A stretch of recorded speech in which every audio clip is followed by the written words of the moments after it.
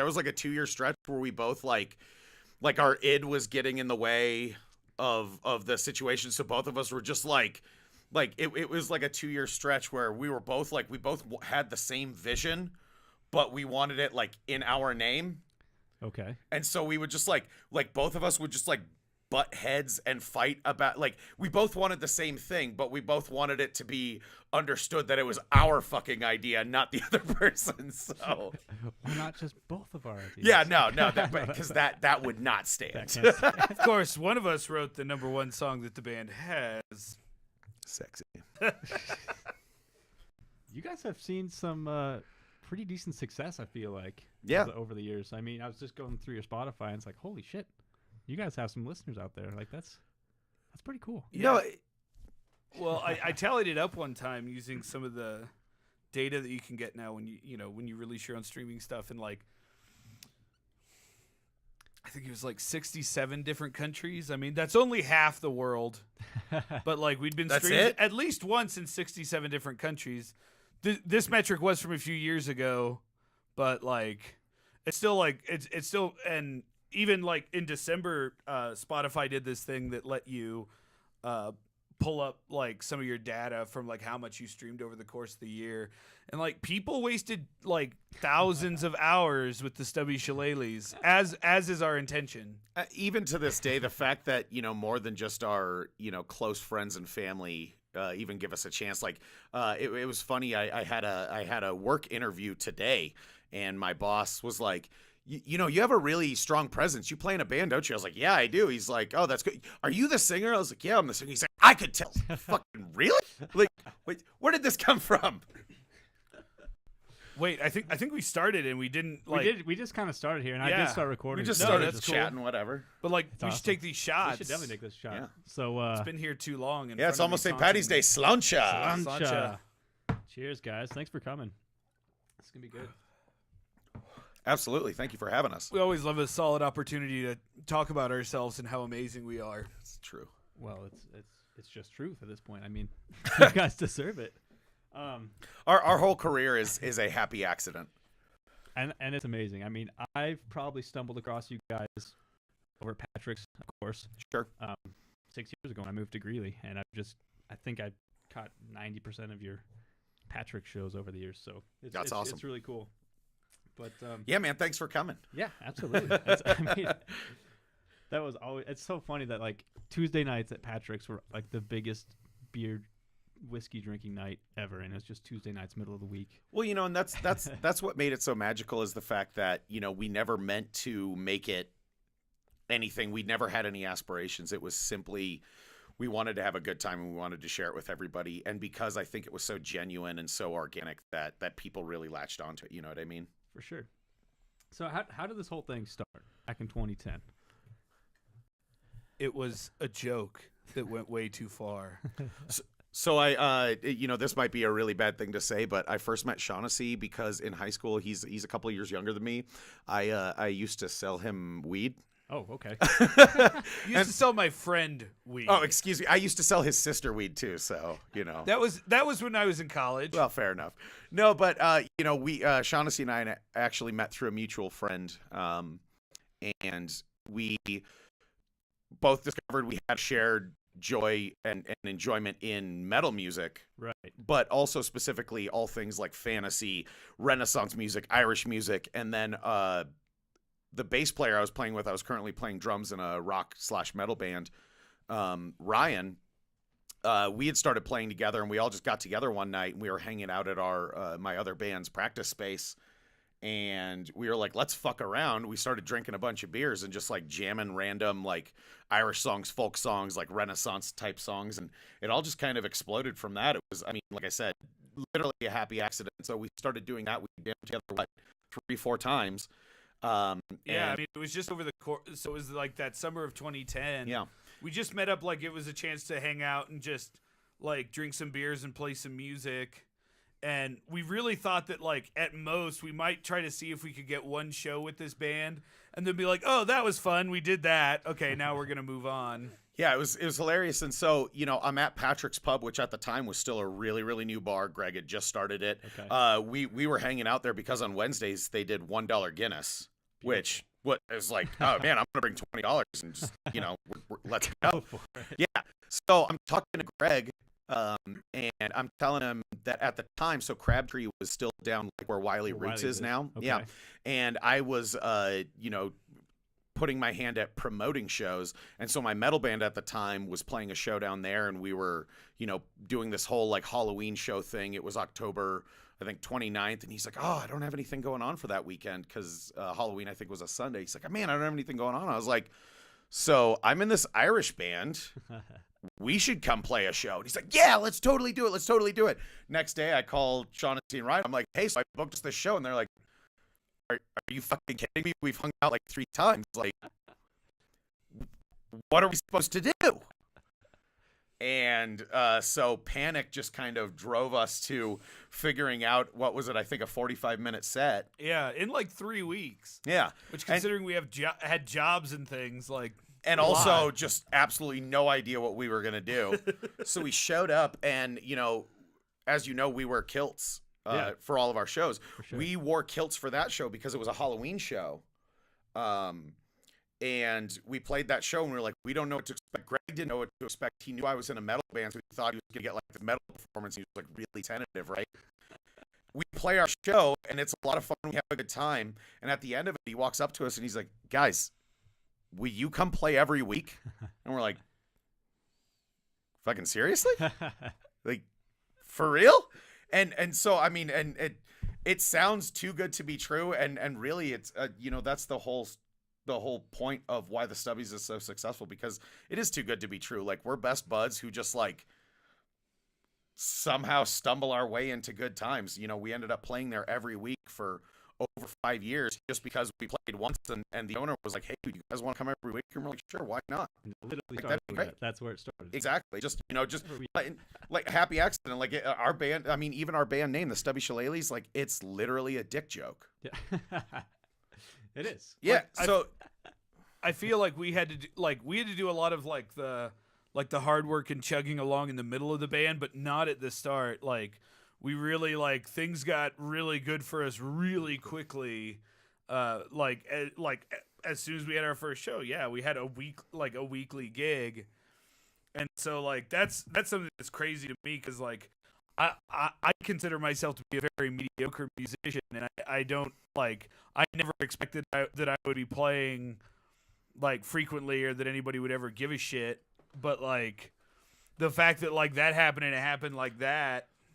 Speaking to what I was saying earlier about how Shaughnessy and I, like, I love and respect him so much, but for, like, there was a period there where we were, like, frenemies, where, like, we were, like, weirdly at odds with each other. Like, and that's why, like, our band is like a family, where it was like, I hate you, but God damn it, I love you. One of the first fights we ever had, and it was a big one, was when Greg, the owner of Patrick's, first offered us money to play there, because before we were just playing for a bar tab, and then we played for a bar tab plus a bottle of Jameson. Then we played for a bar tab plus 2 bottles of Jameson. I remember it vividly because we were, like, Shaughnessy and I got into a near fist. We've never actually been in a fist fight, which is good because both of us are giant pussies and neither of us want to get punched in the face.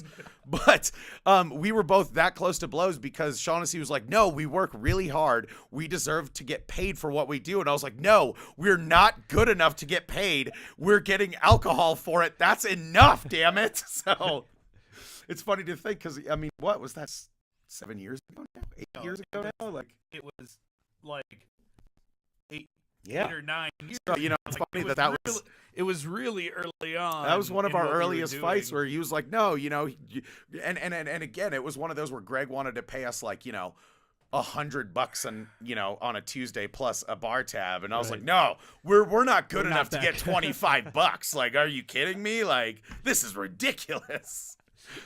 I was living down in Brighton at the time, and I was like, yeah, I could probably use money that would compensate me for gas at least. As well, yeah. Exactly. Every week. So you guys started this band. You didn't set out to be famous. You didn't set out to do anything, which is hilarious. I wasn't really aware of that. And then it just turned into, obviously what it is today. That whole playing every week thing, is very interesting, especially at the same place.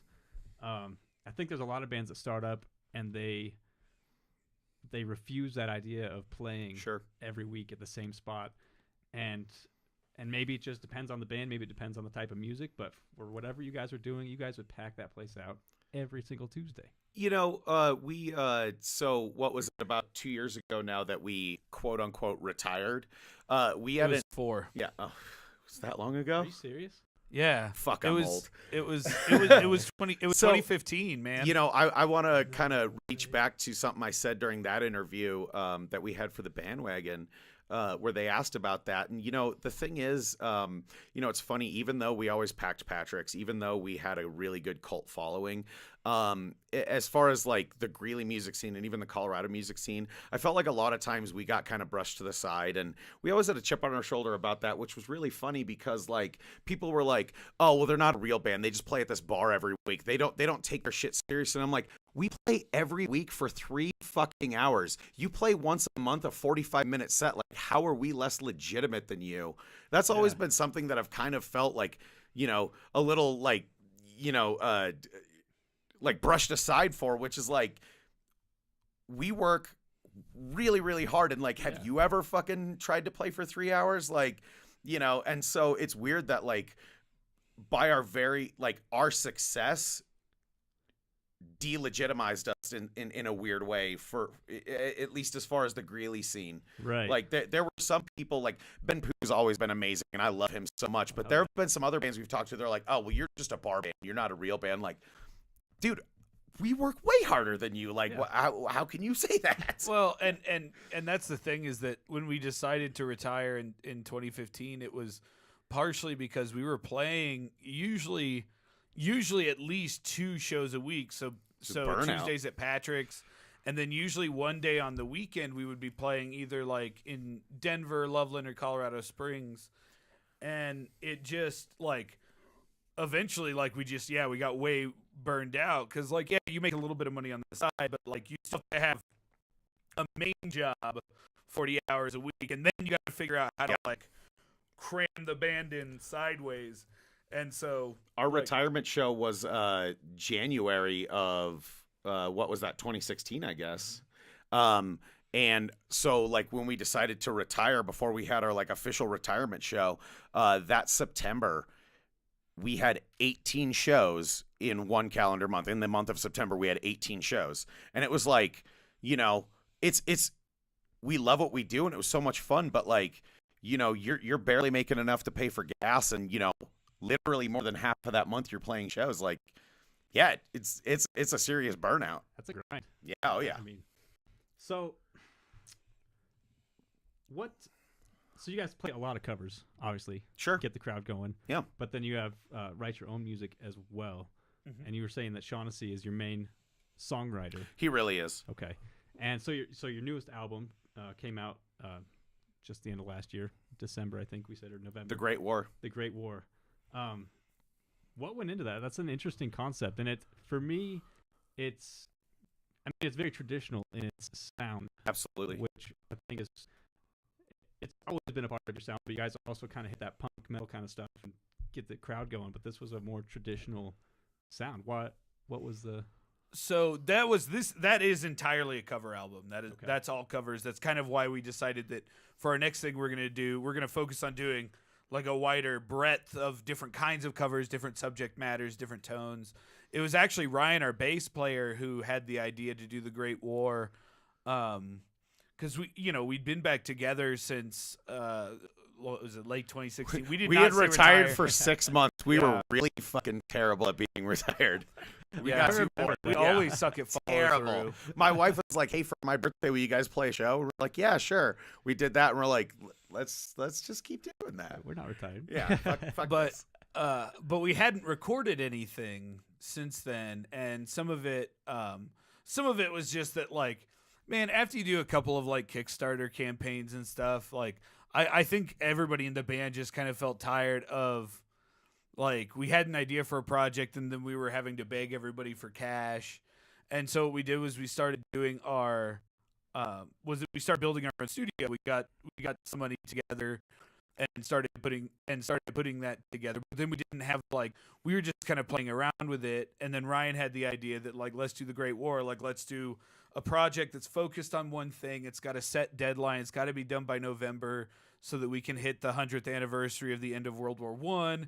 And I'm a huge history nerd, so obviously that appealed to me, and everybody else really liked that. Ryan, who a lot of times kind of sits in the background and doesn't talk as much as he should. He's generally the unspoken member. Yeah, and he was super passionate about this idea. So we took it and it was good because that was kind of our crucible for figuring out the home studio recording process, doing it all ourselves. So that was all done in your studio. Mm-hmm. Yep, in home. That's really good. Sounds you know, really and good. the thing with that album, to kind of piggyback on what Shaughnessy was saying is the passion that Ryan brought to it was really just made it a no-brainer for me. I remember when we were still discussing the track listing and how long the album was going to be and what songs were going to be on it. I was hanging out in his basement, which is now our studio here in Greeley. I have a studio set up in my apartment. But at that studio, I'm hanging out with Ryan. It's just me and him. And he starts playing Green Fields of France. And he's like, this is what I want. This is the song that's really important to me. And, hey, Ryan, I'm sorry I'm going to put this out there, but we're playing this song. And he legitimately started crying because, it meant so much to him. And it was something that hit so close to home. And it was so important to him to put out there. He wanted to tell this story. Wow. Even 100 years later, the story of the men and women who died and suffered in World War I and why it was called the war to end wars and why it was so powerful and destructive and terrible and glorious and for all the wrong reasons. Yeah. It really moved me. And it was at that moment I was like, we have to do this album. And, it was really cool to be able to, again, like Shaughnessy said, for Ryan to be someone who's always been in the background, been kind of the quiet member. He's the bass player, right? There's all the bass player jokes. For him to be the person who spearheads this, and was the person who was really driving it and producing it and showing us how he wanted it. It was a lot of fun, and it really speaks to, our band and how, at the end of the day, we're all best friends and the ego part of it is out of it. We want to tell a story and we want to support each other. And I think that's really, sorry, every other band out there. I think it's pretty unique because we're friends and family first. And I think our art reflects that. And it's really cool. And Ryan, I'm so proud of him for what we did. And I'm very proud of that album. Yeah. I think that, one of the things that I really liked about that album is that,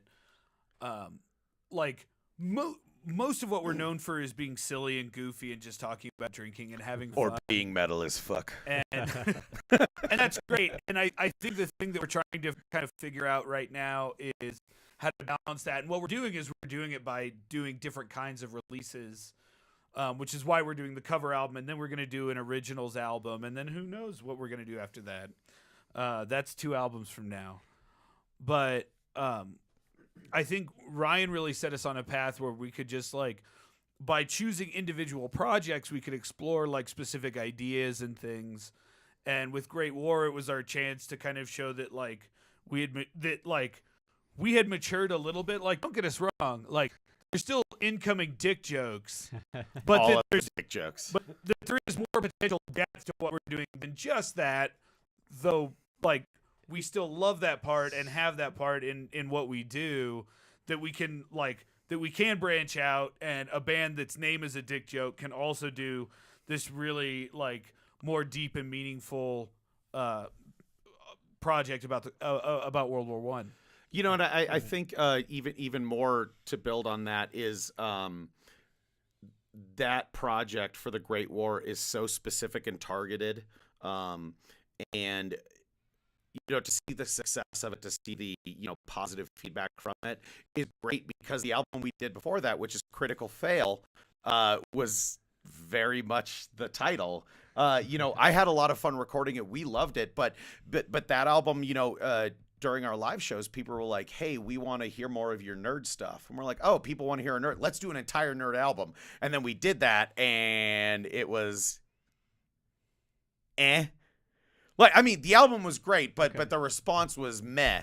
And so to rebound from that and go, you know what, our last album was very specifically targeted to one demographic and one idea and one, you know, thematic premise, and it didn't work out, but let's do that again anyway. Okay. And that was really, it was really rewarding to see that people responded to it in a positive way. So I mean, that's really cool. And like you were saying, it kind of, I guess, matures you and moves you away from that, oh, they play a bar every week kind of exactly. thing. So exactly. I think that's really important. I think it's really cool to pursue that. And that does take a level of maturity and just kind of reflection, self-reflection, stepping back and being like, you know what? Let's see what we can do here. It does, but at the same time, it also makes it, you know, it's a challenge in and of itself. The other day, we made a couple posts about our shows upcoming and how, you know, we try and use Patreon to engage with our fans. And one of our longtime fans, who we all know personally, I won't name him, but he posted on our Facebook post when we were like, hey, you know, we want to try and engage with you and we want to try and release new music. That's why we use Patreon. His response was, well, I'd like to see you more than once a year.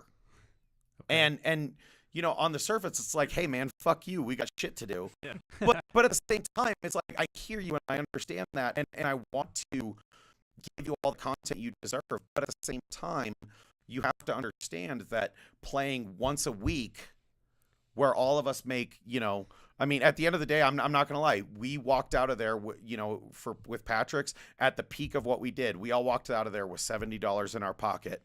And at the end of the year, we still had to pay taxes on that. Yeah. You know, we got I-9s from Greg and from Patrick. So, you know, we'd love. I mean, if I could, I would play every single night for everybody who wanted to hear us play. But I mean, we were ostensibly losing money for it because, you know, Shaughnessy had to drive from Denver. Yeah. We had to, you know, we had to eat food. We had to spend time practicing, things like that. And so when I see people respond to what we're doing now, which I want to turn into a, you know, workable model, a, you know, a good way to put out content, and they're like, well, I want to see you more often. Like, man, I want to play more often, but you know, it's fucking hard. Like, plane tickets are expensive. Yeah. So how has it been since the, I guess, retirement? I mean, obviously you've played multiple shows since you retired. So better. Yeah, I think a lot of it we've really we focused on. We've got to focus a little bit more on the music than just playing shows, which I think has been really good. Because like, the problem is when you work a full-time job and you play, you know, like, I mean, geez, we probably played close to 100 shows a year for 5 years, like, if not more. Yeah, probably at least like 500 shows along the 600 shows along the Front Range before we retired. And like, the main thing with that is that, like, eventually, something's kind of got to give, and so we retired, and then when we came back, we kind of decided that we just really wanted to do shows on our own terms and when made sense for us, because the thing was that, like, there was always demand for it, but then, like, when everybody would always say that they wanted to go, but then sometimes, like, actual attendance and things weren't matching up, and then you have your day-to-day job that you have to do. So now we're focused more on focusing on the music, focusing on, like, doing a variety of different projects, and really trying to, like, and really trying to, like, get new content out to people. It's just that, like, doing studio recordings in the way that things are right now for everybody in the band is a lot easier to accomplish because it doesn't require all of us to be there the entire time. Okay. And so we can, you know, I can record with Ryan on a Saturday, and then we can bounce it to Andy on a Monday, and then we can work on tracks that way, which I think has been good. And we've got to look at some aspects of the music that we didn't get to do when we were so focused on performing that we didn't get to practice and really generate new music. And I think one of the unspoken things that we've, you know, never talked about is, you know, pre-retirement. I mean, really, one of the hardest things to come to terms with was, you know, we would pack the house on Tuesdays, and it was amazing, and it was a lot of fun, and everybody had a great time. But, I mean, really, how many people were there to, you know, be part of a musical experience, to be part of something, to have a great time? And how many people were there because they knew that on Tuesdays we poured free whiskey down their throats. Well, And that I mean, helps. That and helps. no, it does help, and I don't resent any of that. But also, there, I've even seen at our shows now that are ticketed that people, that it's pretty rare. It's less than like 1% of the crowd, but there's still people who've come to our shows that walk up and like there's been a couple there's at least 1 or 2 people every show that legitimately come up to me and are angry because I haven't given them enough free whiskey. What? Because they paid for my show. They're like, I paid for this show. Why aren't you giving me free whiskey? And I'm like, our show, like we're not alcohol dispensers. We're performers. And I think that was part of it too, is that, Tuesdays have always been amazing, but also there's this point that, just like with the Great War, just like with Critical Fail, just like, everything we've done after the retirement, which is we want to try and be legitimate artists and not just like, because there's a difference between a musician, a performer, because you can be really great at think of some of the great frontmen in bands. Some of the David Lee Roth, terrible singer, amazing frontman, right? Right. I'm brain farting right now, but there are plenty of people, amazing singers, terrible fucking frontmen, right? And that's the whole point is, you could be a great performer, but still not, have that musical background. We want to bring both of those, and it's like if you're just here for the whiskey, you're kind of missing the point, right? I would think so. Yeah. So I mean, get your own whiskey and join in the fun. Fucking A, man. Yeah, Buy a shot and let's go. Yeah, let's get Yeah, drunk. there's hopefully more to it Speaking than of that. free Like, whiskey, yeah. I'm gonna take some more of your whiskey, Oh sir. no way! You come here just for the free whiskey? I see. Pour me one of them, Yeah. senor. Didn't I just talk about Yeah, that? you did. Get it going, get it flowing. Well, so I kind of want to go back to this a little bit because Andy, you don't live in Colorado anymore. So how has that been working with a band? Because you just, so from my understanding, you record at your house now out of state, and then you can collaborate just over the internet. Is that basically how this is going, or how it works? I mean, yes and no. I'm gonna take this shot first, and then I'll answer your question. Cilantro. Cilantro. Or as they used to say at Patrick's, rum chata. It's a terrible drink. I hate it. Terrible, almost as much but as vodka. but my wife says it, and true story. I met her through this band, so Right. Actually, 3 out of the 4 of us are married because of meeting our future wives at. I think all three of them were Patrick's. Yes. in so many ways, the Stubbies has been the best thing ever. So to answer Magical. your question, I mean, really, it's been professionally, it's been better because since we are all such good friends, and since we all, have so much in common, and like to make the same jokes, like I said at the beginning, our band is, we're a group of people who like to laugh at the same joke 1,000 fucking times. It's actually, in my opinion, been more productive because a lot of times when we would get together for quote unquote practice, it would just be 3 hours of us fucking around and talking about comic books and movies and shit, and then an hour of actual work. Okay. This way, it's, very cut and dry. Like, this is what we have done. Andy, Shaughnessy, we, all hail the spreadsheet, as we say. All hail the spreadsheet. Because, we use, Google Drive. Thank you, Google, for making shit that Microsoft wants us to pay hundreds of dollars for free. I love Google But, Drive. yeah. We communicate on that, and we have the spreadsheet of like, okay, here's the song. This is what Ryan needs to do. This is what Eric needs to do. This is what Shag needs to do. This is what Andy needs to do. Okay, we're all going to do that. Now, here's the second spreadsheet, which is this is what you've done. This is what I think you can do better. Here are the takes you've done. Let's do this better. Let's do this better. Let's repunch this in. Let's go. And it's very formulaic, and it's way more efficient because we still have the same energy and attitude we always do, but at the same time, it's like I said, it's more efficient because if I spend 3 hours recording at home, I'm by myself, so I can't spend 2 hours talking with Shaughnessy about how dumb Darth Maul's brother's name is in Star Wars Rebels. Savage Opress? Are you kidding me? Terrible. Are you kidding me? You know, Savage Opress. Exactly. So instead of doing that for 2 hours, I actually stick to what needs to happen, and then he can give me like good notes, and it's especially good because then I send it to Shaughnessy. Whereas we actually found this out a couple months ago. We had a recording session for one of our songs for the cover album, which I won't mention. And we recorded it, and everybody's like, dude, this is awesome. You killed it. You nailed it. It's so good. 3 days later, I was at home. Shaughnessy listened to it again, and he was like, hey, dude, it's fucking terrible. Oh, no. You were drunk as shit, and it was terrible, and we were drunk, so we thought it was great. You really need to do this again.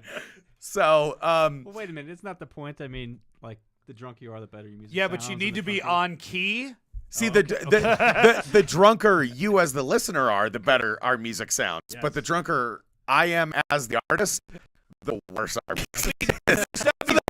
There's like a Recorded, middle, not live. Not for live. this Not guy, live. there's like Live, that, it's way better. there's that middle ground, right?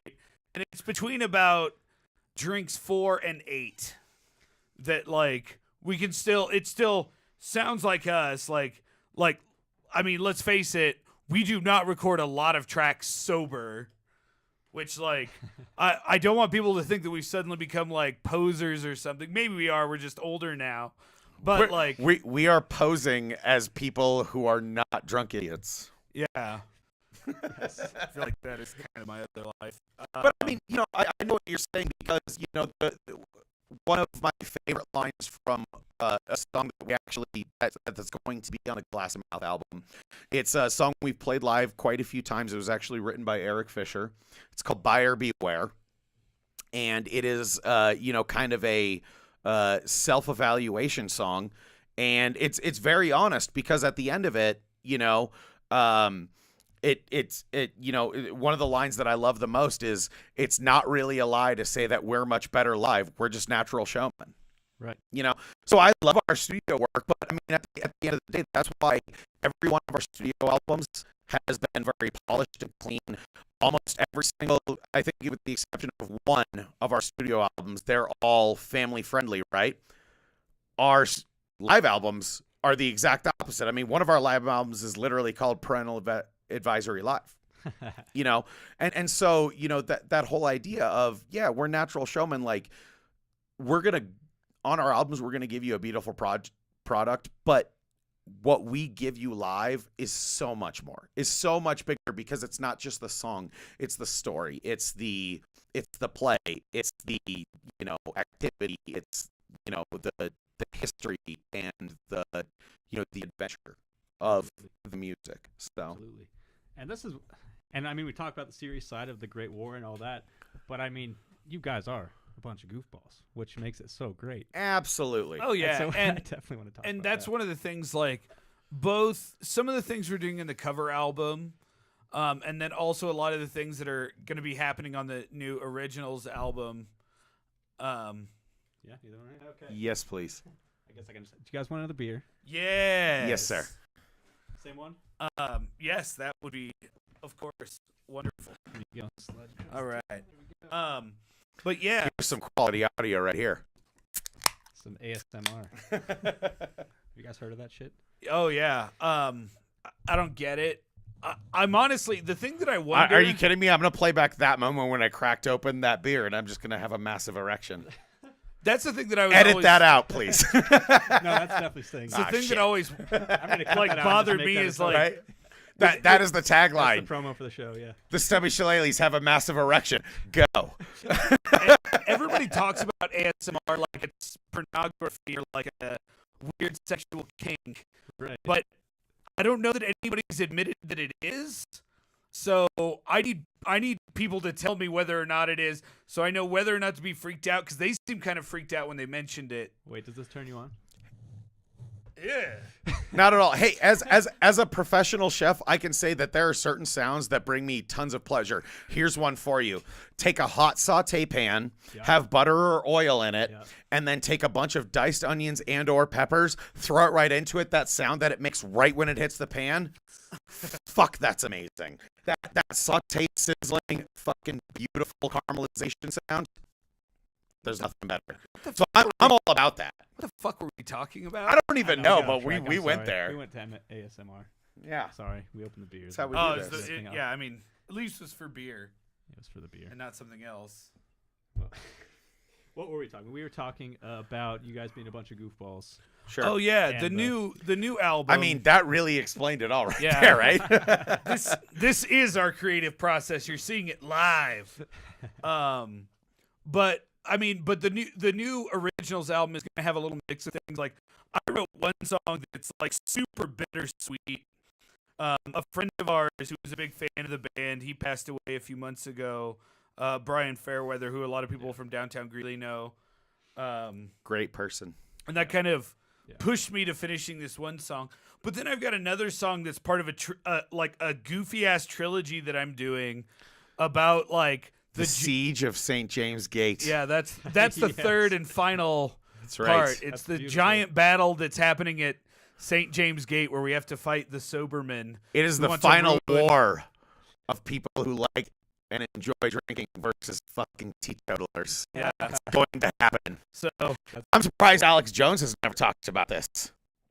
It's a real thing. It's a real conspiracy theory. I mean, there's your lizard masters from Planet X, and there's the fucking people who think beer wrong. I'm from Utah, or I'm not from Utah, but I've lived there for the past year, and it's a fucking thing. Oh. One of our senators actually put on a presentation for the Senate because they're trying to, change, because they're one of the only states left that have 3-2 beer.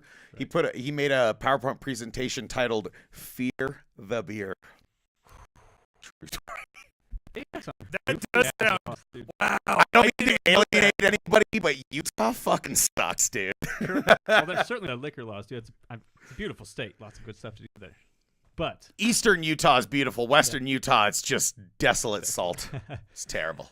Correct me if I'm wrong, but isn't it true that at their liquor stores they sell warm beer so that you have to take it home and put it in your fridge to cool it before you can drink it? It's awful. Is that correct? Yeah, a lot of craft brewers won't ship their beer to Utah because you go to your state-run liquor store, which, funny enough, in the town that I live, Draper, it's southern Salt Lake City. I live across the highway from the state penitentiary. You go down the road, there is the prison, the DMV, and the liquor store. Liquor store. Are they all like the same color brick? They're absolutely the same color. They're just like, like tan brick. It is the fucking most white person thing in the world. It's like barbed wire fence and khaki bricks. and exactly Martha, could like you get some of the hot dish out of the oven there for me? Gotta go tend to them tan bricks. exactly. We're gonna take some tater tots and some cream of mushroom soup. We'll be good to hear. Oh But no, it's crazy. Like the liquor stores there, they don't have coolers because if they don't sell you cold beer, you won't drink it on your way home. Little do they know that if you really want a beer, you will drink it warm. And you know what? Guinness No power Extra in the verse. Guinness Extra Stout or Beck's Dark, you don't want to drink that cold anyway. Yeah. Joke's on them. Give it to me warm. Thank you. That's for right. keeping my beer warm. That's right. That's hilarious. But my beer just exploded.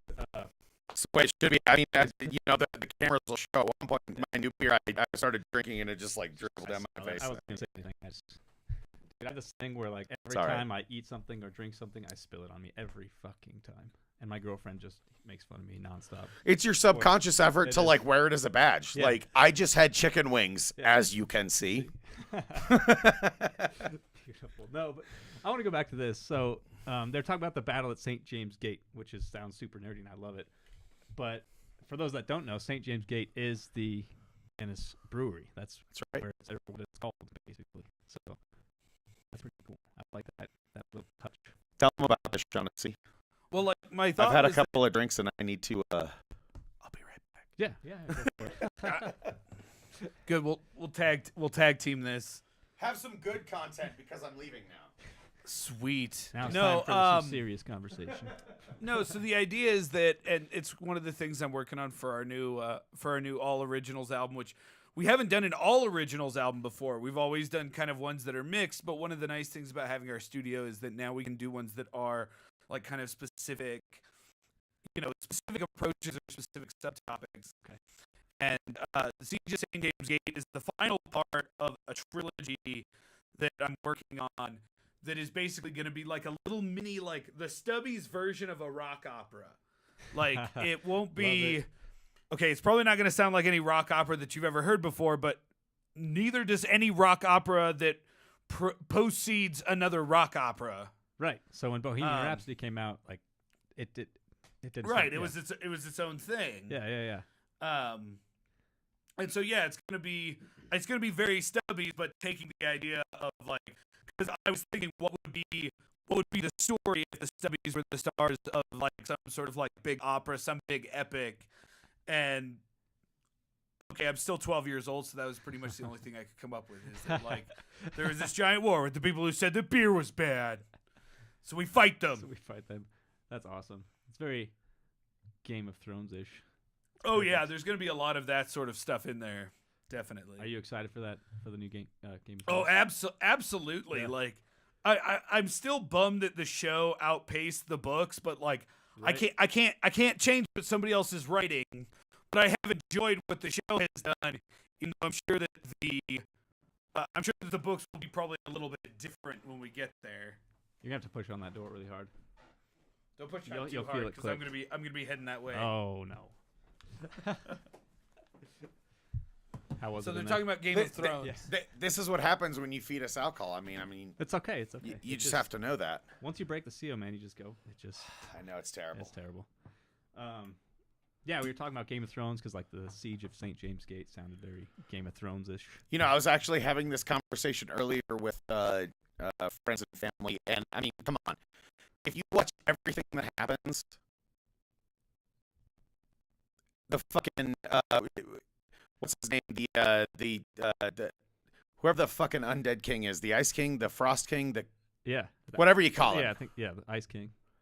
He's gonna win because that's how George R.R. Martin writes it. Like, look at that story. Everyone who has any like redeeming qualities gets killed or raped. Dead. Right? Yeah. So,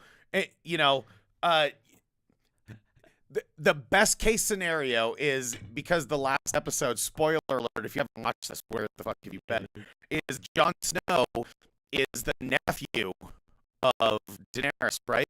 Yeah. She's his aunt, right? That's what happened. Yeah. And they were like, oh, they're related. By the way, here's them fucking, right? So the best case scenario is they realize that, and just like, real life, if fiction mirrors real life, they're gonna be like, oh, well, we're related, but we're still gonna fuck because we want to keep the bloodline pure, because that's why English royalty has sickle cell anemia. That's why there were arranged marriages. Like, well, yeah, I know that's your second cousin, but we don't want any like filthy commoner blood in our glorious dynasty. So I mean, best case scenario, they glorify Jon Snow and Daenerys banging out, and they're like, we're just gonna marry them because that's what fucking kings do. I am so glad that we're still on Game of Thrones, because I walked into this. Am I wrong about this? Forgot about you could tell me as the history major, if Game of Thrones was real life, they're like, oh, that's his aunt and her nephew. Yeah, no, that's cool, because we're keeping the line strong. Actually, no, there were several levels of familiarity that required papal dispensation in the late Middle Ages and Renaissance. So I would actually refute that from a historiographical perspective. But enough money would make it happen, right? Depends on which pope. Yeah, fair. I'm so lost. What just happened? I was checking on the camera, and the camera angle's all fucked up. So all kinds of things just happen. I missed it. Give me. Yeah. There you go. We're at your place. What I was saying is, best case scenario, they're like, oh yeah, Jon Snow and Daenerys are related, but who fucking cares? Let's let the good guy win for once. Oh, yeah. George R.R. Martin, because the most reasonable scenario is the Night King, Ice King. What the fuck is he? Yeah, King. He just wins.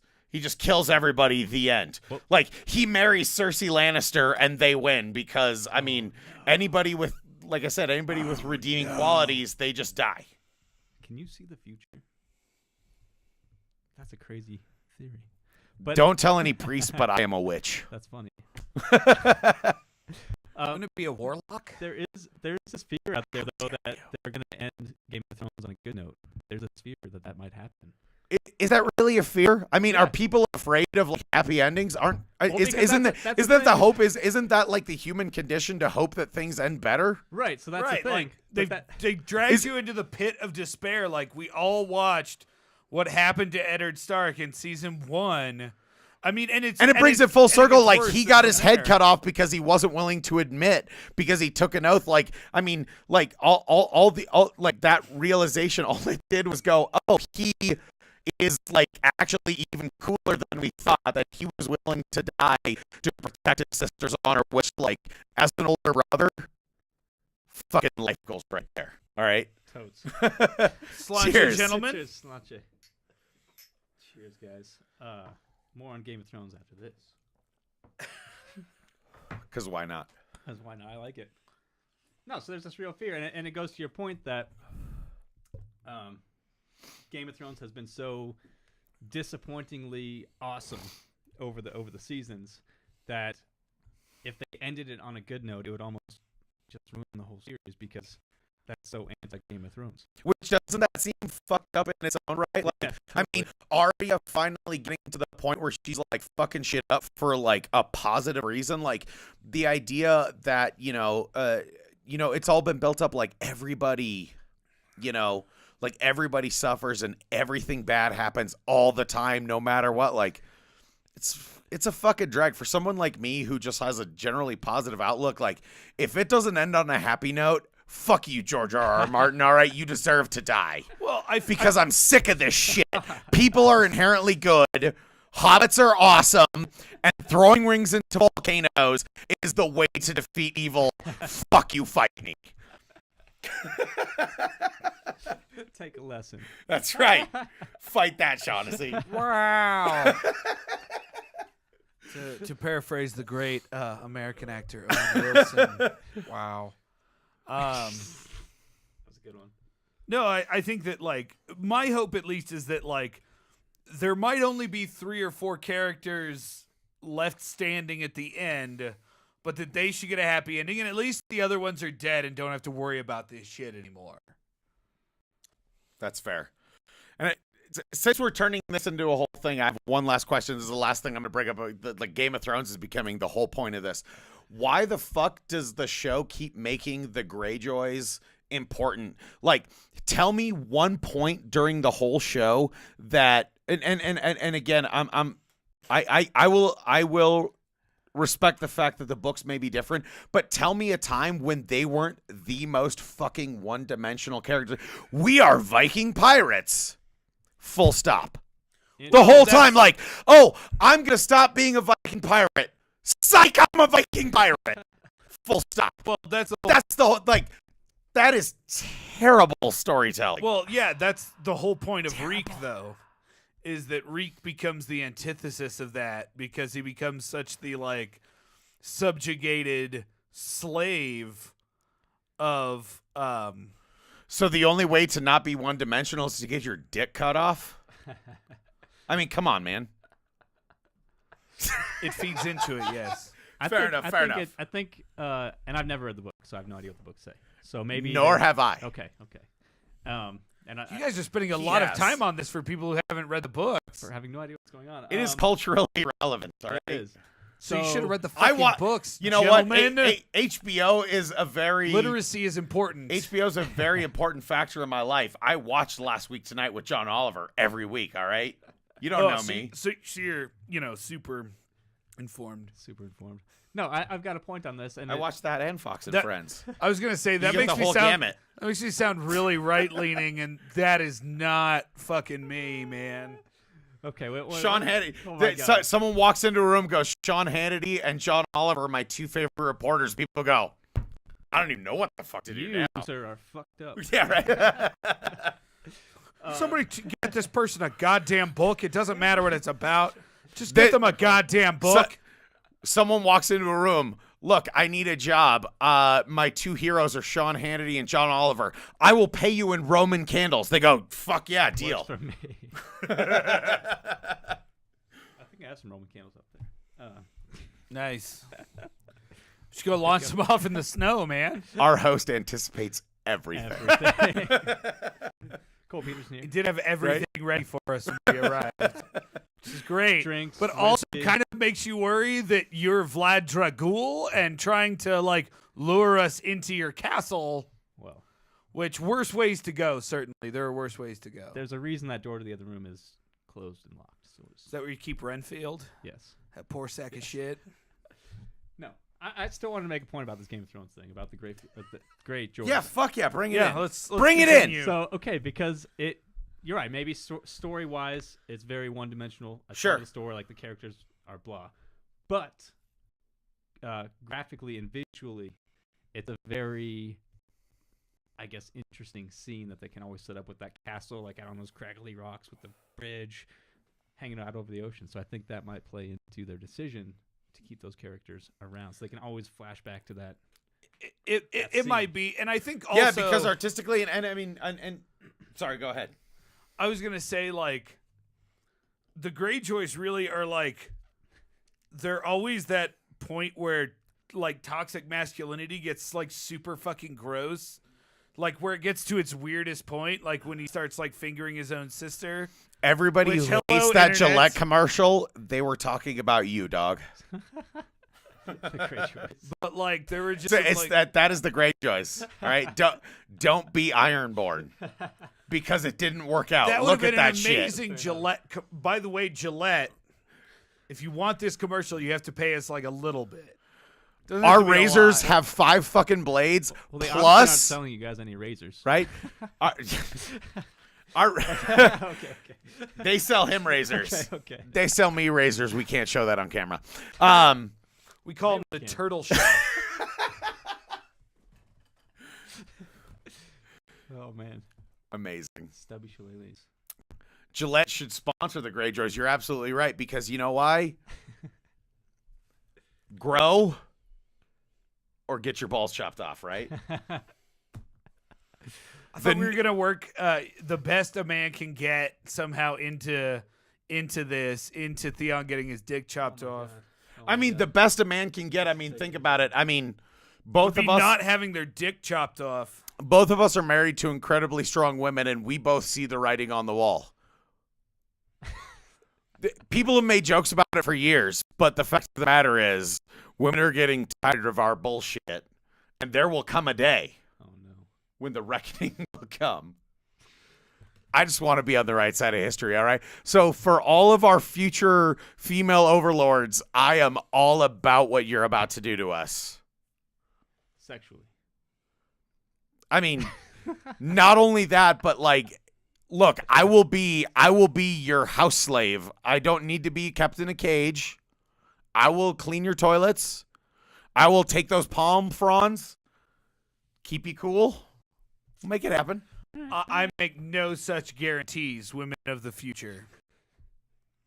I don't know which camera is going to be seen by the women of the future, so I just want to make sure.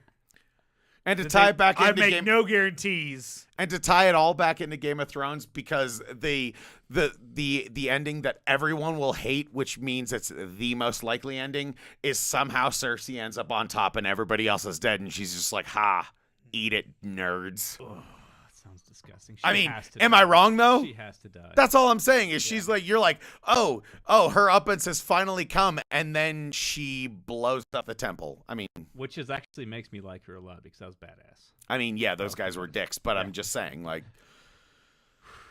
But I mean, maybe she will. She. I fully like. I could see Cersei surviving as like that artifact of the bittersweetness that was this entire time period.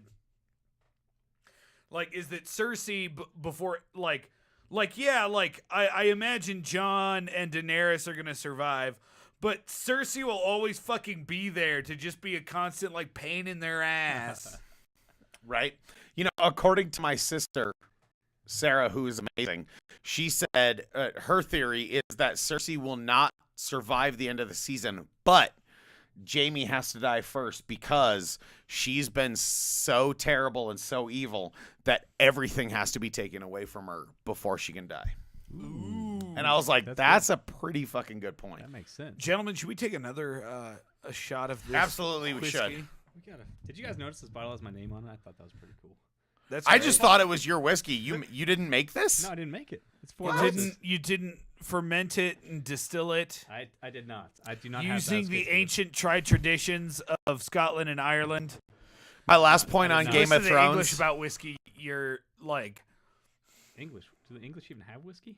no, and there's a fucking reason for that. Is It's there called actually? it's called gin. No, like there actually was one that I saw at the liquor store that was like, it was like Scotch style whiskey made in England. I was like, okay, so I'm not gonna fucking buy it. That's all you've told me is I don't want whiskey made in Nottinghamshire. No thanks. Way to give me a reason to not drink your whiskey. Thank you. Yeah. So we're gonna take this shot, and then I'm gonna take over the place's host because we have to end this Game of Thrones debate, Okay. right? Well, that's not So- it's a conversation. Shot. Cheers. Sloncha. Slancha. Is that, oh, it's not Wildcats. I thought it was, or Thundercats. I thought it was Thundercats. And I will start. Oh, The it- question is, Looks like it. No. in your perfect world, how would Game of Thrones end? And I'll be the last person to answer it because I have a very defined. I'm taking over your job. So Cole, No, that's fine. how should the Game This is of something- Thrones end? The game. It should end with a game of chess, I think, and they should just battle it out over chess. No violence. Just the smartest person wins. And it should be a couple of homeless people in Manhattan, New York, right? Yep. I one of those little like concrete. And you tables in need the a park. hype man. Yeah. Flava Flava will be there. What? Motherfucker, he just took your queen, bitch. Oh man, Bishop to Knight 7, y'all. Yeah, I have no idea. I've never really actually thought of this. How would you end it? I mean, come on. What's the little well- girl's name? What's the little girl's name that she's Arya. Arya. Yeah. She's a bad bitch. She's bad bitch. She is a bad bitch. I think she needs to take over everything, and she'll be the new Daenerys or whatever. That would be my ultimate. I'm all about that. She Yeah. should just fucking kill everybody and tell those dragons, like, yo, Yeah. step in line or I'll fuck your world up too. I love that. Okay. That's where I'm Shag? Oh shit, I don't know, man. Like, partially because I like. There's that point in Game of Thrones where they've killed so many of the characters that you like. Yep. That like you still like the characters Beric that are Dondarrion, left. you beautiful bastard. Beric Dondarrion.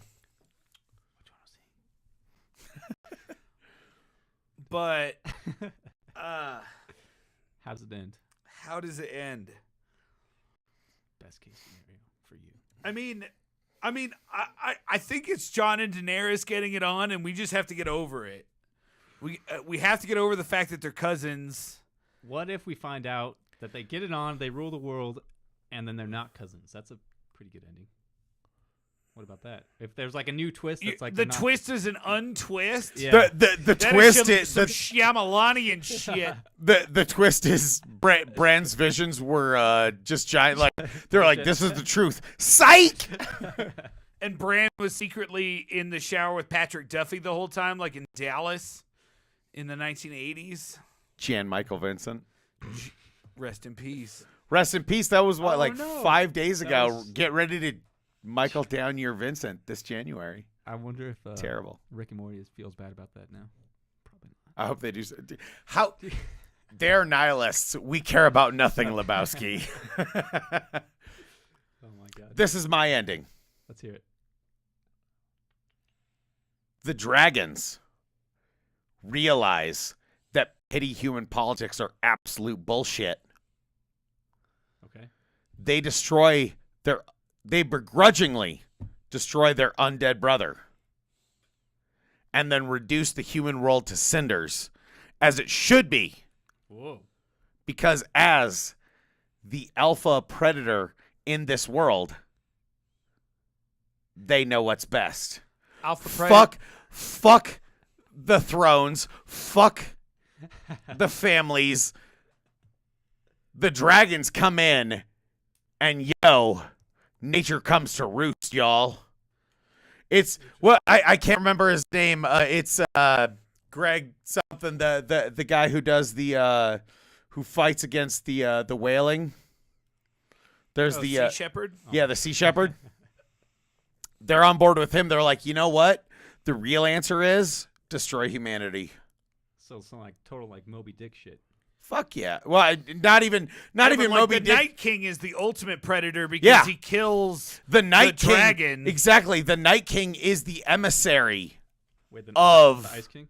Are you into some DS9 shit? Yeah, that's what I'm talking about. Like the Ice King, the dragons, they're like, you know what? Humanity is the real enemy.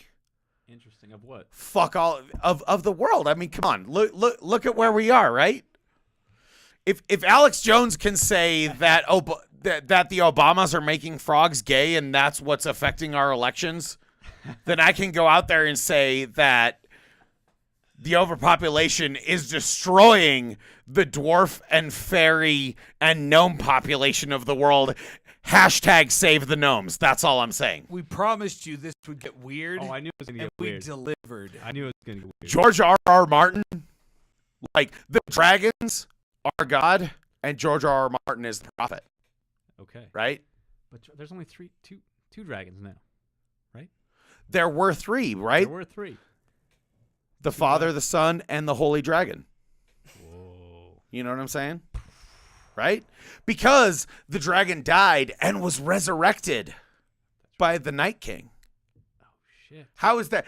Oh, Look, hey, shit. Fuck you, C.S. Lewis. This is your Jesus allegory right here. If Ice Zombie Dragon is, I don't even know where to like delve into this conversation. There's a lot going on here. Well, like I Look, said, we the promised you it would get weird. The book of Revelation specifically talks about zombie lich dragons. Specifically. It does? Yeah, it does. Look it up. Read your Bible. King James Version. The Key of Solomon. Lich dragons. That's a thing. Not New Testament. Yeah.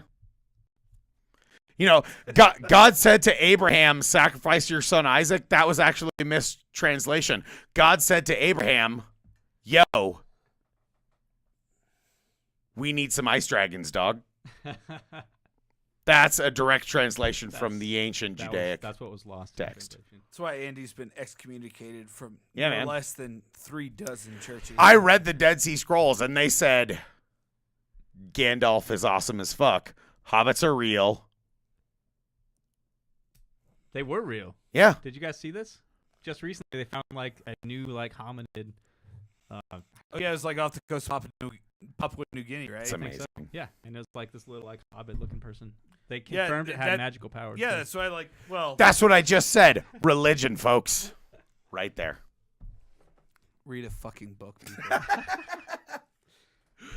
Jesus, Mary, and Joseph. All right. You know what we haven't touched on? I mean, we just did a huge spin-off of Game We've of just Thrones. been being weird. But what we haven't touched on is like your love for metal, and I also have a love for metal. Oh, I yeah. want to go here. So what are some of your favorite metal bands? Because we've got a lot. Start off that way.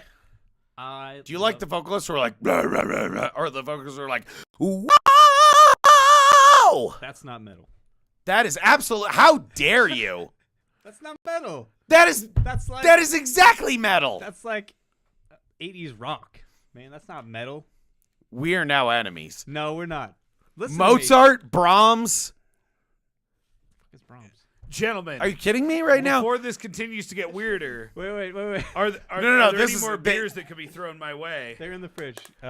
Mortal Kombat is about to happen because I'm about to fatality this guy I don't because think I can leave the room then to get another beer because like I might come back and somebody might be dead. are the cameras on? Because you need to see this right now. Is that the squirrel? Is that the squirrel meme? Where the squirrel's like, Is it? I watched a lot of follow, squirrel WWF when I memes. was a kid. okay, I did not. No. Can I? Let me bring this back to the metal bands that I Yeah, like. bring it on, brother. The ones that started me out. I fucking love Iron Maiden.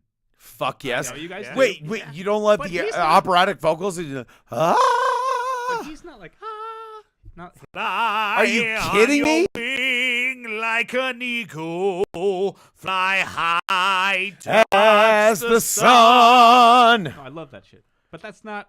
Maybe I Are misinterpreted. you saying your that tone of that's voice. not opera? Like not the way I did it, but No, the you- way that Like operatic, like Bruce in Dickinson as a high school, professional- I actually like true story. I took opera lessons when I was in high school because I wanted to sing metal. like that. No, that's fantastic. Like, do you like death or black metal? Ish. Ish. I Ish. haven't got a lot into it, but yeah. Because I was gonna say like the greatest death metal vocalist of all time. Yeah. King Diamond. Really? And he doesn't do that. Blah, blah, blah. He goes ah! Like his vocals are like crazy because I mean think about it.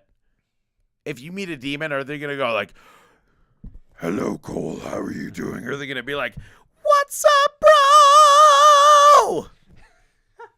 That's real metal. That's real demonic. No, and I see, mean, let's be real, right?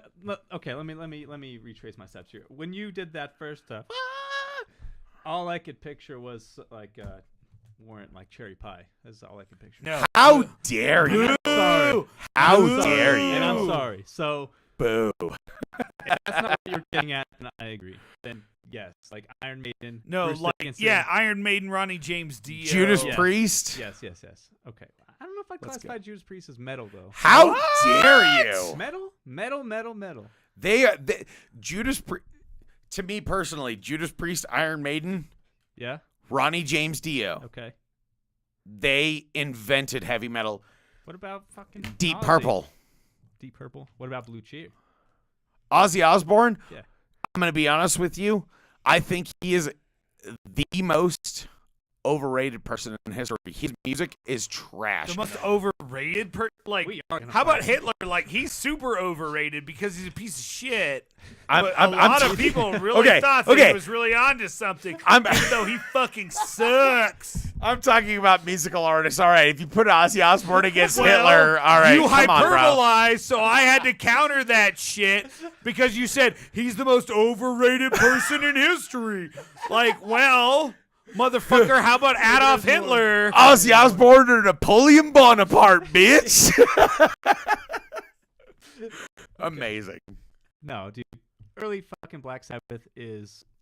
I'm not gonna say it's untouchable. Don't get but me it wrong. is Early fucking- Black Sabbath it's is amazing, beautiful, but dude. to like me personally, Okay. Dio is Okay. Black Sabbath. Like my personal feelings about it is like, look, I understand what Ozzy Black Sabbath did, but like Dio Black Sabbath, that's the truth. The best song that Black Sabbath ever did is a song off the album Dehumanizer called I. Okay. That song is amazing. It's incredible. It's unbelievable. Ronnie James Dio, in my opinion, the greatest vocalist of all time. Better than Freddie Mercury. Better than Robert Plant. I also, for the record, I also think Led Zeppelin sucks dick. We are gonna fucking fight. Yeah, dude, we gotta fight. We're gonna fight. We're gonna make this happen. Fist fight. We gotta make this happen. What? Ronnie James Dio, greatest vocalist in history. In history. Boom. That's a large statement. I can't say. That's a large statement, but I That's stand agree. behind it. Bruce Dickinson of Iron Maiden, one of my favorites. Rob Halford of Judas Priest, again, one of my favorites. I love the fact that Rob Halford of Judas Priest, he became their lead singer. He became one of the quintessential metal vocalists of all time. He started out in that band. True story, their first album, he was their harmonica player. I'm not making that shit up. Oh, their harmonica player. He played the harmonica for their first album before he was ever their singer. Really? And now he's one of I did not know the he's considered one of the greatest metal vocalists of all time. Got to start somewhere. Awesome. There's a train outside.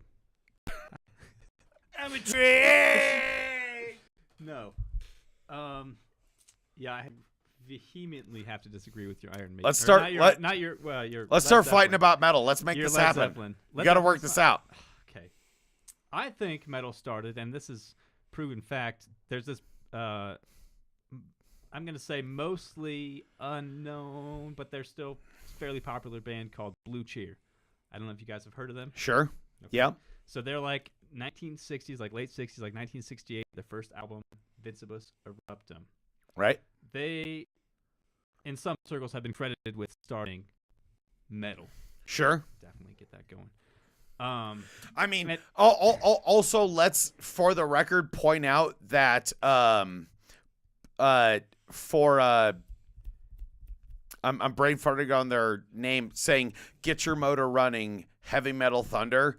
That does not mean you invented metal. And everybody, Three Dog Night. No. Shit. Steppenwolf. Steppenwolf. Excuse me. Three Dog Night. Are they really any different? Yeah, dude, I fucking love Steppenwolf, dude. That's good shit. Poor Whiskey Andy. Yeah. And It's like people saying I have the tiger and So Caught Up in You are that different. Dude, there's nothing wrong with Steppenwolf. There's nothing wrong with them. I'm not calling them pioneers. I'm not calling them anything, but they're just a good band to listen to. I think they have some good You're words not wrong. to say. Yeah. I'm just trying to save some face, but Okay, but my point is the first, mention of like heavy metal Is that it is the Steppenwolf, and Richie Blackmore, the lead songwriter of Deep Purple and of Rainbow, Dio's first band. Thank you. Also, they made some of the greatest music ever. He's, for the record, he plays in a Renaissance folk band, much like the Stubby Shillelaghs. Ooh. We haven't talked about our band in Yeah, I was gonna say. I'm gonna pretend I'm wearing a watch. Hours. If I can whore us out really quick, every time I talk about the Stubby Shillelaghs to people, I remind them that most of the time when we play big festivals, we either play A, Celtic festivals, B, nerd festivals because we like to sing about Star Wars and Star Trek, or C, straight up metal festivals because the content that the Stubby Shillelaghs sing about are the same content that Viking metal and folk metal bands sing about. If you want to sing about like Nordic and pagan gods, if you want to sing about like ancient traditions, hey, hit us up with the Stubby Shillelaghs. Let's make this happen. Exactly. Like, the last couple times we've played big bands, a band that has at least a moderate national following is a grindcore band, Sloancha, called the Zombie Hate Brigade. Okay. They actually wrote a song to honor us because they love us so much, and we love them. It is a song based on The Lord of the Rings. It's called Maggot Hole in Your Belly. Okay. Which, if you watch the first movie... Andy, drink your fucking whiskey. Cheers. Okay, while you're drinking that, I'm going to hijack the conversation back to Blue Cheer because... So I think even, and maybe I'm wrong on this, but Steppenwolf is credited with the first heavy metal. Heavy Metal Thunder! Steppenwolf, so everyone credits that as first. True. But I think it goes even before that with Blue Cheer. They were on the American Bandstand, which was a 1960s. Dick Clark, exactly. You've got a record player over there. Let's put on some fucking King Crimson, bro. I do have Blue Cheer. I have Blue Cheer. Yeah, put some on. Put some on. Let's listen to it. Sorry, I'm just trying to call you out because I'm an asshole. I know. It's on my list. It's like on my collection. Love it. Okay, so they're on this American Bandstand. Dick Clark. They played their show, and Dick Clark after the song, they did a cover of "Summertime Blues." Everyone knows that song, but right? They played like a heavy version of it, and so Dick Clark asks the drummer, I think he's like, "How would you describe your band's music?" And the drummer's like, he might have been pretty stoned. He's like, "Heavy, man, heavy." So I think that's like he was definitely stoned. Definitely stoned, but that's like actually like the first use of that word in describing music. Yeah. You know what? My response to that is I absolutely love that because while I like to push my glasses up my nose. I don't wear glasses. while I like to like be a snobby fuck about music, and I think, to me, unfortunately, I think it's very unfortunate that metal musicians, more than anything else, like to categorize and subcategorize their music as opposed to just accepting it as metal. It's all metal. Yeah, it's all metal. That's an interesting point. We're all together. We're all Or like hardcore, deathcore. one of my favorite bands, maybe our favorite band of all time, Manowar. We are all brothers of metal, all right? Other bands play, but Manowar kills. Yeah. Is why do you need to separate yourself? Why do you need to, make yourself stand out? We're all metal. We're all together. We're all brothers, right? And that's, to me personally, that's the thing I've always loved about metal. That's metal. Yeah. That is so Absolutely, true. that's so metal, and that's that. why, the Stubby Shillelaghs, we always, every band we've covered before our upcoming cover album, every band we've covered is a metal band, because it's the idea of, if you're a real metalhead, you understand that, like, even though we are gonna talk shit to each other, like, oh, thrash metal versus 80s metal versus this, we're all brothers of metal, right? Yeah. We're all still together. We're all it's us versus them. It's one genre, one team, right? Well, and even for the Stubbies, like there's that old Manowar saying 4 still stand as one. Exactly. Our band, Something about blood upon steel and shit like that. That was the most metal thing I've heard all day. Love it. And I just feel like people who understand metal, I think the best part is, I came in here, I'm wearing a metal shirt, right? I'm wearing a Mayhem shirt.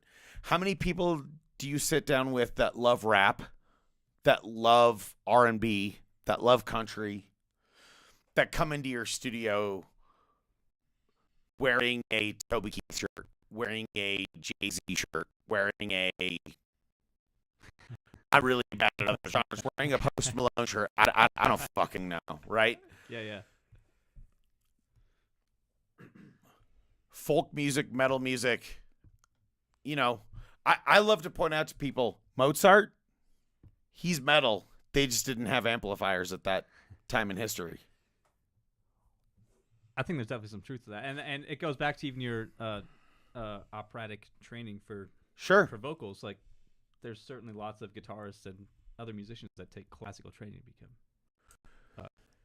metalheads. Well, absolutely, and I think that different genres of music not only draw on different personal experiences, right? Yep. But they also draw on cultural experiences, and I think that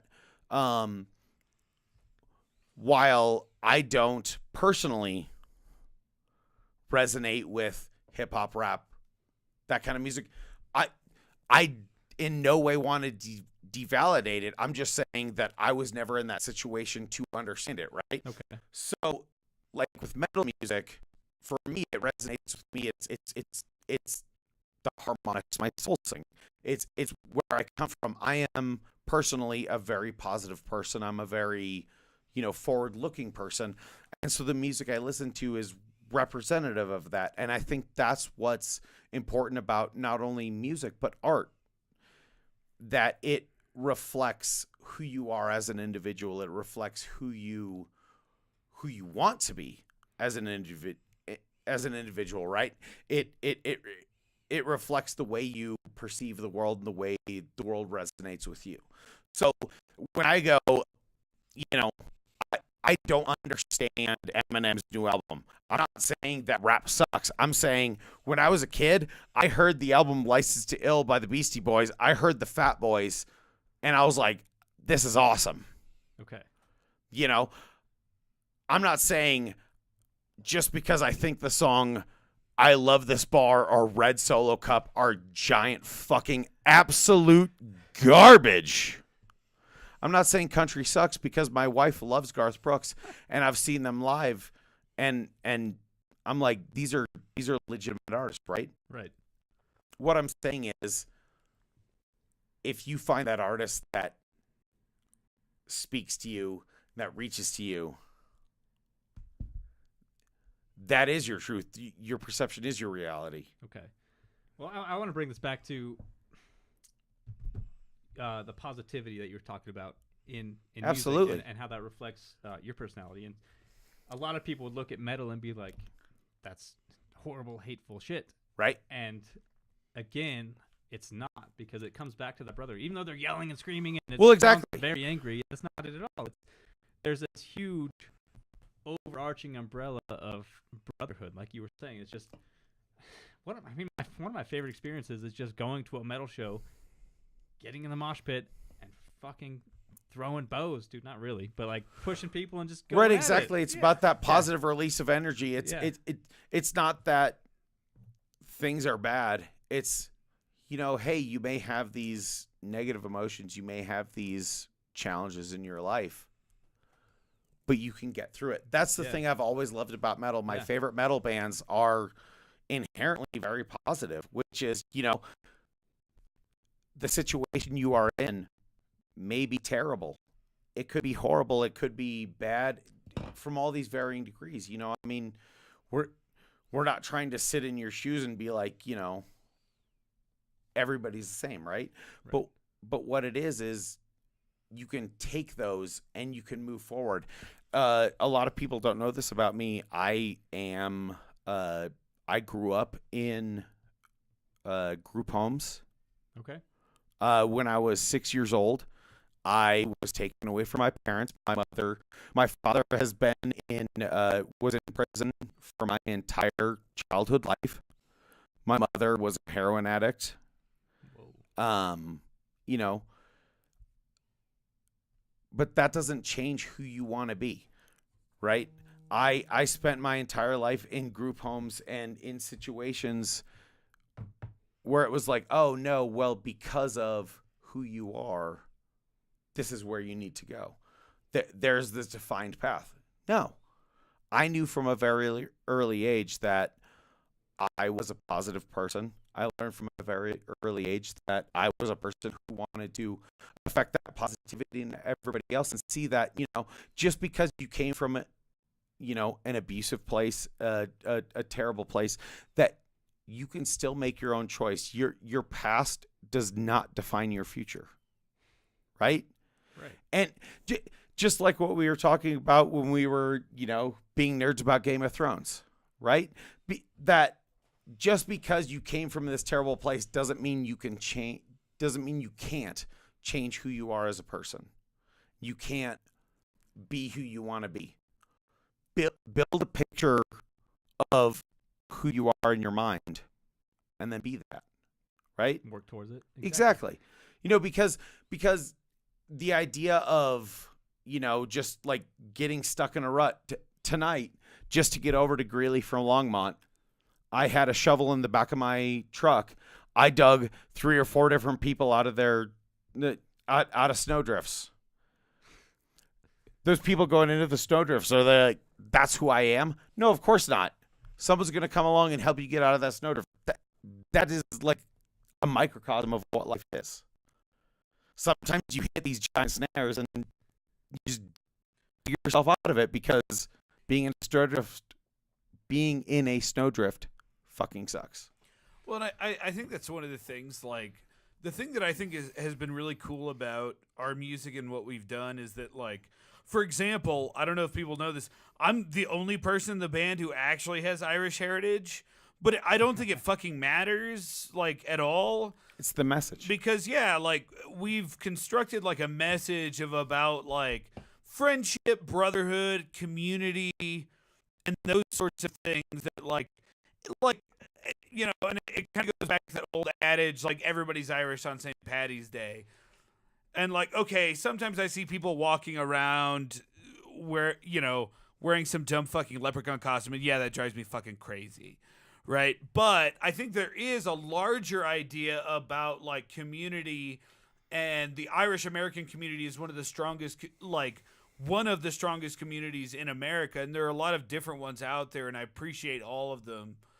But, like, I think the thing that's super interesting is that, like, having those days where we're just like, we're going to celebrate this heritage, but, like, it's okay if you don't quite fit into this. like, I do believe that everybody's Irish on St. Paddy's Day because, like, as long as you're having fun and being, like, I think the thing that can be tough sometimes is being respectful of other cultures while you're celebrating their heritage. Like, because I know that a lot of things that happen on St. Paddy's Day are just because people don't quite understand, and, like, that's okay. I don't, like, as an Irish American, I don't really give a shit too much if you're wearing, like, some leprechaun costume that actually is an amalgamation of stereotypes. Like, I don't 100%. Like, I hate the idea of celebrations being inclusive, right? Right, and that's or I'm sorry, like, exclusive. Yeah. The idea that, you know, look, we all want to celebrate something awesome. Look, I'll be the first to admit, as a white male, I don't know shit about shit, and I'm probably the worst person to give judgment on anybody. But Still a person. I'm still an individual, right? You are. But the idea that, you know, if I want to celebrate St. Patrick's Day or Mardi Gras or Cinco de Mayo, it's not cultural appropriation. It's, I want to celebrate in your victory. I want to revel in your joy. I want to be a part of your, you know, of your happiness. And I think that's the way people need to look at it is, you know, again, just the way with Game of Thrones, we like stretch out super far, like I'm making this way bigger than it needs to be, but I mean, honestly, like, I think people need to focus more on, you know, what brings us together as opposed to what separates us, right? Yeah, and I think that, like, that's one of the things. Don't write that down. I'm drunk right now, okay? I think that's one of the things. How dare you? Brings us together. Right? I just wrote it down. Let's get swifty. I think that's one of the things to do well is that, like, it doesn't, like, whatever your background, like, the idea is that we're making Irish folk music, like, and Celtic folk music, because we also incorporate Scottish, Welsh, and even a couple of English ideas into what we're doing. Like, but that it's accessible to everybody. Like, that's the whole point, is that, like, it should be fun and it should be accessible, regardless of what your background is, because, like, what we're not presenting you with is something that is necessarily distinctly Irish. Like, I think that a lot of the things that the people who had to deal with especially the downsides of, like, Irish immigration and Irish life during the time of the British Empire, like, these are the same things that other groups have had to deal with as well. So I really think of, like, I certainly think of people who are descended from Africa, like, no matter where it comes from, or from Eastern Europe, like, those people who just had to deal with hundreds of years of massive piles of shit on their doorstep. Like, no, dude, come and celebrate. That's what this is a celebration of. It's a celebration of the fact that, like, life super fucking sucked for a very long time, and that we're starting to finally get over that a little bit, and that in whatever way that you can join us and celebrate in that is valuable to both us and you. Absolutely. I mean, the idea that inclusion takes away from what you have is to me a very, like, prehistoric idea. That's very absurd. Right? It doesn't make any sense. You know, when people say there's a war on Christmas, okay, first of all, We've got war on Christmas. It's March. right? First of all, you know, the Christian religion, let's be honest with ourselves, they, you know, for most of the Western world, the Christian religion converted them by the sword. These are historical facts. I'm not putting like personal. There are parts. Well, right. I mean, I can contend with some of that. Right, sure. I'm talking. Okay, for like the Nordic Western world, they, like, the king of Norway converted to Christianity and then decided that the rest of Scandinavia needed to be Christian, and he did it by the sword. This is the historical fact. And I'm not passing judgment on that. That's fine, right? Right. What I'm looking at is, like, when people go, make Christmas about Christ again, right? Christmas came from a pagan celebration called Yule. Right. and they wanted to adopt it to make it more accessible to the people who are part of it, Western Europeans. Christ, Mass, Christmas, and that's what. And so when people go, when people fight about like, oh well, Christmas needs to be about Jesus and not this. Well, like, okay, well, 1,000 years ago it wasn't that, and I understand what you're saying. Like, it's important to, I guess, to you, have those, like have that familial or clan connection, right? But to me personally, this is going to be on record. All tradition is dead people's baggage. Because if it's not personally important to you, then it's probably stupid. I love Thanksgiving because for me personally, I get all my friends together. I like to make them a big meal. I love to cook. I'm a professional chef. I like to get people together and share a positive moment, share a positive day. This is the day we all get together and share positive experiences together, right? We get to make delicious food, hang out together. But if it's about what Thanksgiving is about, I am super not about that. But Thanksgiving is about sharing exactly with your family. So that's what it's and about. That's why, like, when people are like, well, Starbucks is terrible because instead of saying Merry Christmas, they have a cup that is red. I'm like, you are not understanding the universe, right? There's a lot of interesting points there, and I don't know if we want to go into I don't know all if of we've them. got time to unpack. We can all go of that forever. shit. Well, I know, I'm sorry. Podcast is that we have unlimited time. Just do whatever we want. But there's a lot of I don't even know what to say. I mean, if we're talking about Christmas, there's lots. I'm very happy we brought you to a place you didn't think you would come to. Oh, I had no idea I was going to come here. We told you But it I would love get it. weird. But I love I'm it. bringing this. Because this I is wonder what- how many times this is going to be in the final podcast. Fear where I've leads to warned anger. you. The final podcast is Like I told you it would get weird. Hey, Shag, I think Go- you shrugged it off. go and I Yoda think on now him. you will reap No, it. I knew it was going to Fear leads to anger. Anger leads to hate. Hate leads to suffering. point. But Conflicted you are. me? I don't know. Just say. I'm just saying words.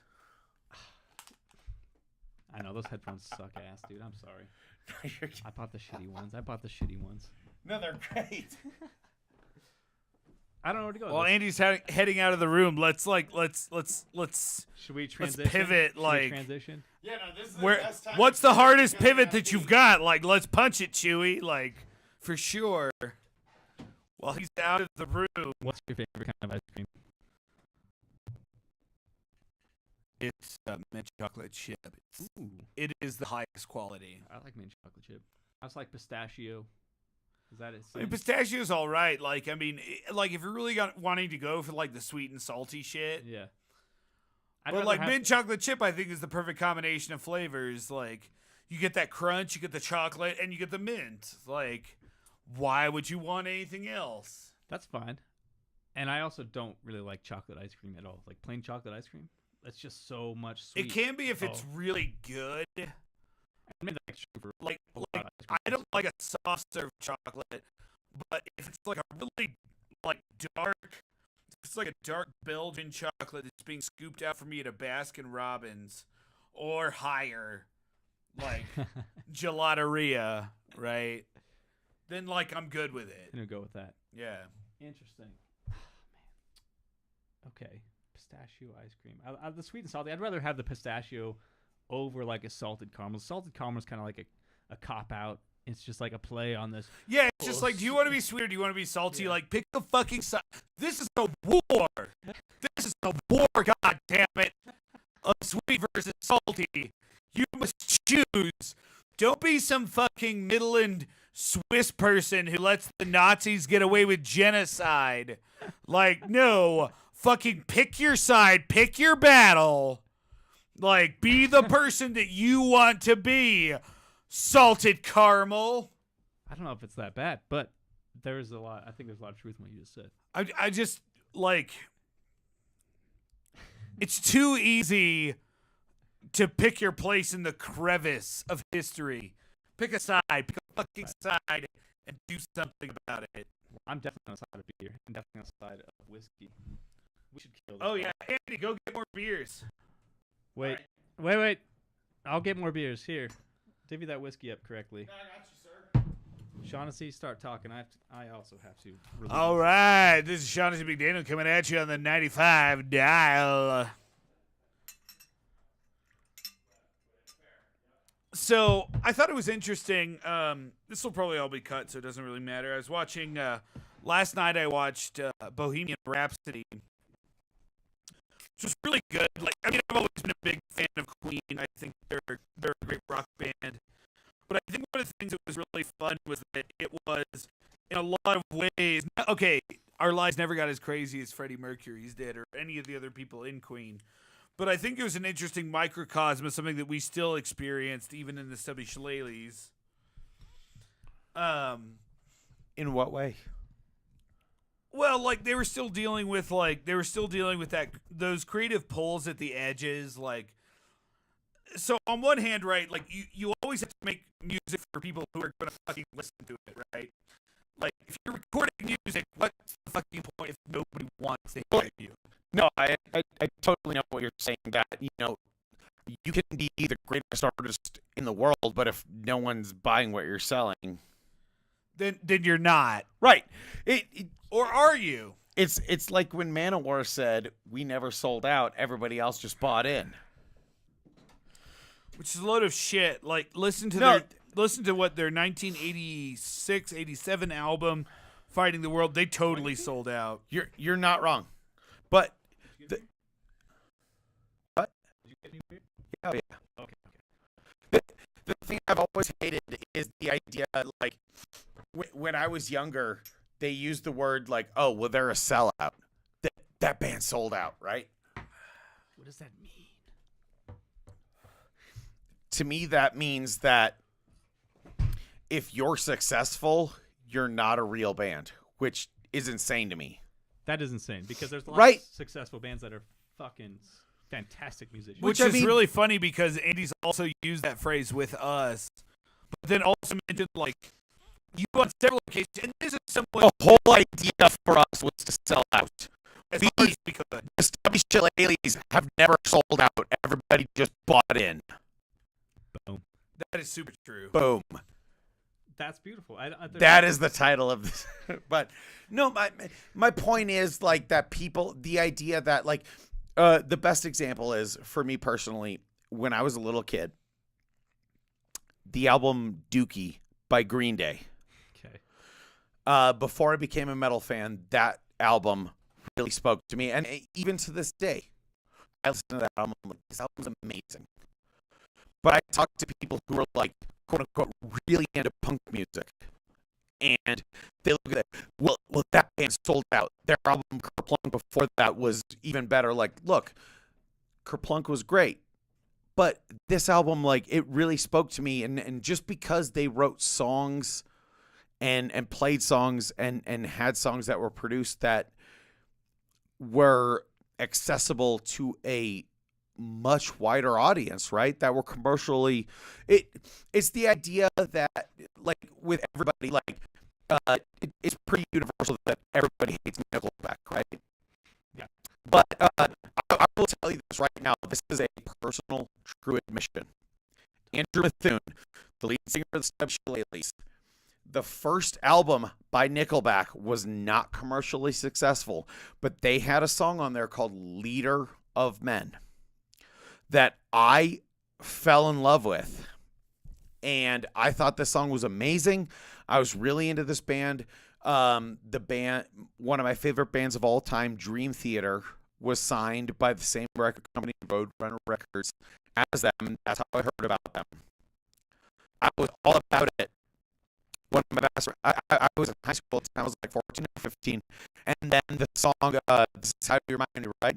Never made it as a blind man. Couldn't cover as a poor man stealing. This is how you remind me. Everybody likes to look at Nickelback as like this, to me, Nickelback is the 2010 version of like Billy Ray Cyrus, right? Okay. In that, like, you look at the song "Ache You Break Your Heart" and you're like, that song's a giant piece of dog shit. How could anybody love that song? Except millions of people bought that album. And it's like, that's what I look at. Like, you know, I will be like, I will go on record right now on your podcast saying, I'm gonna delete this. don't delete it. Okay. I won't. Because Should probably delete it. because everybody in the entire universe, for an unfair reason, hates Nickelback because of their commercial success. That is a strange thing. Like they like, and that's the thing. Their song "This Is How You Remind Me," that song right there is what, like, that song sold 10 million albums, and then they made like 10 songs that were exactly like that, and everybody hates them for this. Like, look, I made this product. That's like saying in the 80s, the guy that created the pet rock. Yeah. I put googly eyes on a pet rock and I made $10 million. And then I put googly eyes on a fucking cactus and everybody hated me for it. Like, why should I hate him for it? He's like, I was giving it a go. Like, Nickelback, they made one good song. That's legitimately, it's a catchy song, right? And so for everybody to like hate them for that. Question. Yes. Not a question. So here's We knew we were going to start defending Nickelback. I'm not defending Nickelback. That is all you. You were taking full stake for that shit. which is fine. And I will- won't attack Nickelback. wait. I'm I Andrew will Jackson. show I will more die decorum. on that fucking hill. There is certainly room to defend Nickelback on this podcast. But here's this. Money is money. I That's will all I'm not saying. be expending energy to do so. Okay, but here's where Just shut your goddamn mouth. here's where it gets Never. here's where it gets interesting as far as people claiming a band sold out. So they make a hit. They become ultra famous virtually overnight. Now they have Think about the Red Hot Chili Peppers, right? Yeah. All their songs before the song "Under the Bridge" were very diverse, and then from there they just made that same song, right? right. So Sometimes I feel like I don't have a partner, and it's like, how long will I slide? yes. So the Musically, same song. So the point is, they made a hit song, they made it big, and they've caught attention of these. I'm gonna call them, I don't know, producers. There's these producers that produce music, and they've now hit this song that made them famous. These producers see that and they're like, "Oh crap, that's a new formula that we can use to Right. create an infinite amount of money following that hit song." So maybe that's a definition of selling out, is that you create this hit song and then you give up your, and I don't want to say that they did, but, and maybe in the case of Nickelback, maybe not, but they gave up their artistic license because they gave all their artistic license to the. Here's what I'm Do you going to see say. what I'm saying? I totally know what you're saying. Should I Okay. go first and then I'll go?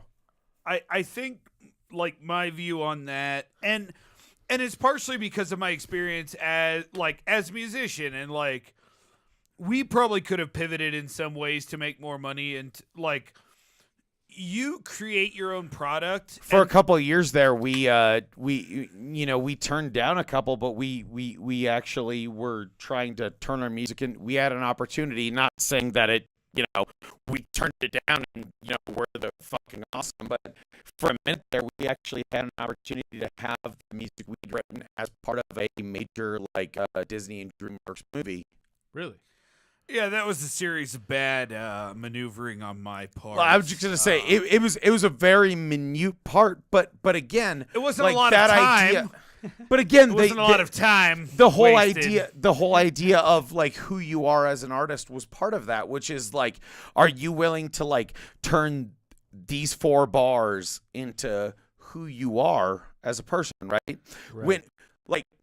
If about, they would have offered us actual money, we might have. Let's not fucking kid ourselves. Okay. Cole. Okay. Oh no! If they would have actually legitimate, Okay. I would have sold my soul. Oh, I don't even care. 'Cause, we, But like, we got Cole, pitched out to DreamWorks. It didn't go. It didn't go. We just got pitched out. here's the Fair best enough. example. no prompting. Just gun to your head. Favorite band, go. Right now, go. I mean, because we're sitting here Go, talking about Iron go, Maiden, go. Iron Maiden hits me, but it's actually Okay. Because Iron Maiden is the correct answer. it's actually Grateful Dead. Okay, great. That's actually It's so probably good. good myself, yeah. So good. If someone said the Grateful Dead was playing at Red Rocks 2 weeks from today, and Jerry Like with Garcia Jerry Garcia. was somehow alive. Yeah. Okay. Let's no, pretend that. no, we're gonna make it extra lame. But John Mayer was just gonna be just like fucking bleeding all over there to John Mayer style, right? I'm sorry that Andy's done this to you No, I like and it. made You're you welcome. replace I wanna hear Jerry this- Garcia with John Mayer. Which I'm fucking pissed he off doesn't. about He it. doesn't like a replace little him, bit. but I have Look. respect for John Mayer at this point. Big time. Right? Big time respect. They're making it happen. But my point is, if someone went, I want you, Cole, Yeah. to do you play any instruments? I have. I was in high school band. Okay. So Saxophone, let's just say drum. for the sake of this argument, you're great at guitar or great at singing, right? Okay. 2 weeks from now, the Grateful Dead are playing at Red Rocks, Okay. and they want you to play, and they want you to play right now, right? Okay. And if you play that day, you will get $1 million, but no one will ever know your name. From that point forward. Period. End of story. Like, you get to play that one show, get $1 million, it's done, And that's it. right? Never play again. Basically. Or you get to play with them all summer long. You get to play 20, 30 dates, right? And all they do is pay for you to be they be a part pay of it. for your meals, they pay for you to be able to travel, Okay. but you're going to walk away with no money. What would you choose? What would you choose? This actually is a lot like the way that music deals Exactly. are structured. Like what would you Okay. choose, right? Well, there's Like that's a what's very- more important to you, like the recognition Well, that's or the profit? money. So no, that's a very interesting question. I see where it's going because that could lead me in two different directions. Because my first reaction is to say, "Oh, goddamn, take $1 million, and then I can just go buy an island for the rest of my life and chill on the beach and eat Right, coconuts," do you know? whatever I want. Yeah. But then there's also value to having your name recognition out there. You played with the Grateful Dead for a summer. You played 30 shows, and you still have the ability to go on and do your own thing after that. So, for me, I mean, $1 million is always appealing. Right? I mean, especially because for most of us, right, that's about what we make in our working life. Yeah. Yeah. And even if it's not like, it would be, even if you make $100,000 a year, which I hope that you're somebody who's hearing this and going, oh yeah, I totally make that and a little extra there now with my hot dish. Gotta make that hot dish. Beautiful. But that's still, even if you make $100,000 a year, that's 10 years of your life that you spend to try to make $1 million. And You like, spend that's a 90% lot of of that. money. Without answering the question I asked you, Yeah. for me personally, Yeah. what the Stubby Shillelaghs and I have is so beyond. I mean, don't get me wrong. If I could do this for a living, I would quit my job tomorrow. I love my job. I'm a head chef. I love food. I love what I do. It's something I'm passionate about. Right. But if I could just have a recording studio and record with my band, that, like, when people ask, like, what's your dream job? And people go, oh, I want to be an executive. I want to be this, that. I want to trade stocks. Like, me personally, I want to have, like, a fucking farmhouse with the kind of setup you have right now with, like, sound dampening and microphones that we can just, like, fuck around all day and make art, right? Right. So that's where that question comes from, because for me personally, you know, I actually am interviewing for a brand new job tomorrow. I'm the head chef at the Whole Foods in Park City right now. I'm applying for the head chef of the Whole Foods in West Hollywood, which is like a big fucking job. They do about 1.5 million in sales a week, right? And for me, I wouldn't try and do that kind of job unless it's something that I cared about. I love making food. I love being a chef. I love being an artist. Just the same way I love being the Stubby Shillelaghs. And why I can easily say if someone walked up to me tomorrow and went, you could make $10 million being a chef right now, or you could make $100,000 being a musician, I would pick musician 10 times out of 10, hands down. No question. And it really is like because these are the people I love. And that's beautiful. Like what we that's love the doing. thing. That's the thing that's great is that like I was watching Bohemian Rhapsody yesterday, and like it was great. And I loved one of the things I loved about it is that so many different pieces of that story fit into our story. Like, okay, we're not Queen. Like, never achieved We are that not level Queen. of success. Give me your best Queen impression right now, or your Freddie Mercury impression right now. Don't stop me now. I'm not going to stop. Terrible. I'm having a good time. I don't want to stop at all. No, but like, and I think that's one of the things is that one of the things I really liked in that movie, and the thing that they stressed a lot is that like they were family, and like I feel like that's the thing. They were all on the same page, and they were Yeah. they again like what I was saying before is this was a group of people. Not being 4 or 5 individuals, they were one unit together, right? And that's what differentiates, a bunch of individuals. Our manager Glenn, the first couple of years, and he was absolutely right. The first couple of years we were together, he criticized us constantly, and he said, "You are 4 musicians working together. You are not one band."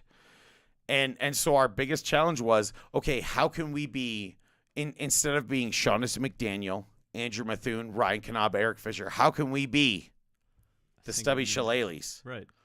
Because if you're just 4 people doing one thing together, that's different from being one unit. Which is more powerful. 100%, because you're all on the same page. You It's a have the same phalanx, vision. right? Like, Yeah. I mean, we all know our ancient history, right? We know the phalanx, the spear wall formation that Alexander the Great purported that actually worked for Leonidas and the Spartans at the Battle of Thermopylae till they were flanked and routed. But no. See, like, I thought you were talking Nerd. about X-Force 25 through 32, which is the Age of Apocalypse. Eat massive dicks, both. Right? Read a fucking book, both of you. You should both. I read a book, The Phalanx. Come on, Archangel. I know what I'm talking about. I'm talking about the ancient world, you motherfucker. He's talking about real things that happen. I'm talking know about he is. fake. All right. Yeah. This is how we do it.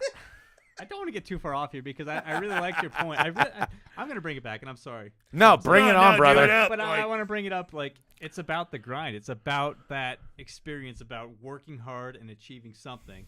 So back to your question, if you would take $1 million to go play a show and then never be heard from again, that sounds very appealing, but it sounds very unsatisfying. Boring. Very boring. It's tough. Boring. Because yeah. That was a good burp. I don't like me personally, I don't really give a shit. I don't give a shit about how well I'm known for my music. It's just that if people are enjoying my music, they should know who wrote it. Okay. Absolutely. Which was me. To what he's saying, like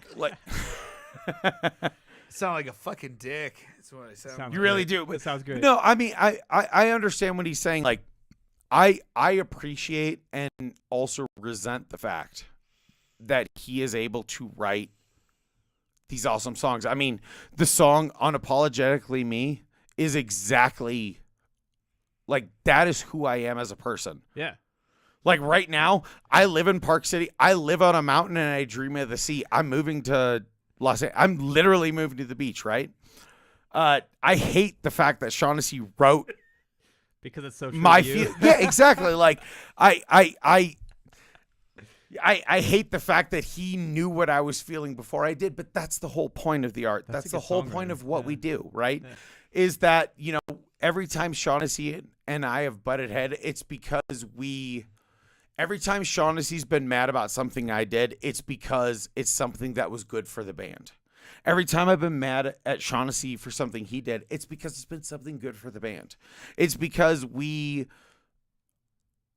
care about what we do so much and we're so emotionally invested that even if it, benefits all of us, if it's not personally beneficial in its own way, it still sucks because that's how much we care. Well, and some of it too is that the band has always been at that phase where, like, if something benefits one of us, unfortunately, it wouldn't ever be enough to benefit all of us. There's never been enough, totally. There's never been enough skin in the game, right? And I think that's one of the things that's been a real struggle. When we get checks from iTunes, they're like, "Here's your $10. Have a great day, losers." And $9.80 belongs to me. Well, no, exactly, and that's the thing is because the way the writing is, it all goes to Shaughnessy. But and again, like, even and I like that, for a while there it was that, we broke it up super specifically that, like, Shaughnessy wrote this, and even though we put the music on top of the lyrics, this, that, by its definition went to Shaughnessy. And I love the way we've come to now, which is everybody has an equal share in it. Even if, Shaughnessy writes most of or Eric writes whatever. It's we're doing it as a collaborative effort, right? Right. And it makes it even more of a, it's almost more of an incentive, because before it was like it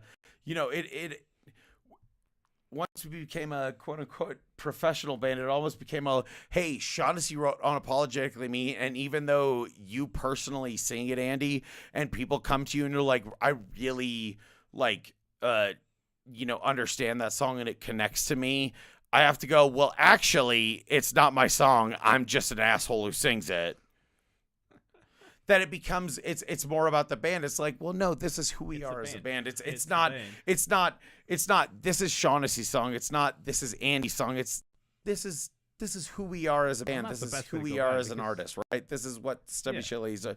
They're like, oh man, fuck Shaughnessy. I love Unapologetically Me. Andy, thank you for understanding what I'm talking about. He also sings One Step Ahead of the Sword, and that song sucks. And therefore he saw, and like, no. He wrote both of those songs, and he like it just because one of them doesn't resonate with you doesn't mean that you don't understand what's going on. Like that, we are one band. Like Shaughnessy, period, end of story. Like him and Eric at this point, like they are the best songwriter. I've tried to write songs. The only song I've written for this, the only song that I have like complete writing credits for is one of our worst songs, and it's called Corn Shuckin' Time. I love that song. With Ryan. Yeah, it's fun. He wrote all the music. I wrote the lyrics, right? I love that song, and people cry out for that song. I'm like, why do you want to hear this? The song sucks. Well, who think it's obviously the fans don't think it sucks, so it's well. Not, what makes it good? What makes a good song? What makes it good? That's a good question, because for us, like, we like to play songs that, that again, going back to doing stuff that we like and just being a band that enjoys what we do. What makes a song that we like to play? It's a song that we actually enjoy playing, like Rocky Road to Dublin. That was a song that Shaughnessy and I like to play because it's difficult, and because it's something that we don't have any accompaniment for. It's a song that we do that we kind of learned on the fly, and that's what makes it fun. Is that it's just like you ready? Go. And I love that stuff because, like, the thing that I think that a lot of other musicians, and like, whenever I say other musicians, I always mean musicians that are way better at playing music than I am, because I don't think I'm a very good musician. I'm not. But they look like dorks. They look like dorks. But I think the thing that's fun and interesting is that I do think there are much better musicians than me out there, but I don't know that there are as many that are doing what we're doing. And that's good because I know I'm never going to be the best musician. I'm not the best shredder. I'm not the best like guitar player, mandolin player, any of those things. Like no matter what the metric you put me up against, I'm not the best of that shit. But I think that when you put us together, we become something that's better than the individual pieces. And I think it becomes something that's more interesting too. And that's the thing that I hope that like we can continue to do as we make new music, as we make new albums, as we work on new stuff, is that I'm hoping that like whatever we make is just that it's more than what we've done before. And I think that we all have this drive and this attention to doing that I think will make for some very good albums in the future. Absolutely.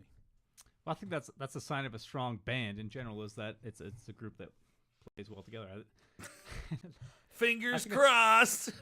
And but that's something that's very important, I think, for you guys, because as we discussed earlier, it's just like you guys retired in 2016, but there's a huge future for the Stubby Shillelaghs. We were fucking trash at retiring because, I mean, again, to what Shaughnessy was saying is, you know,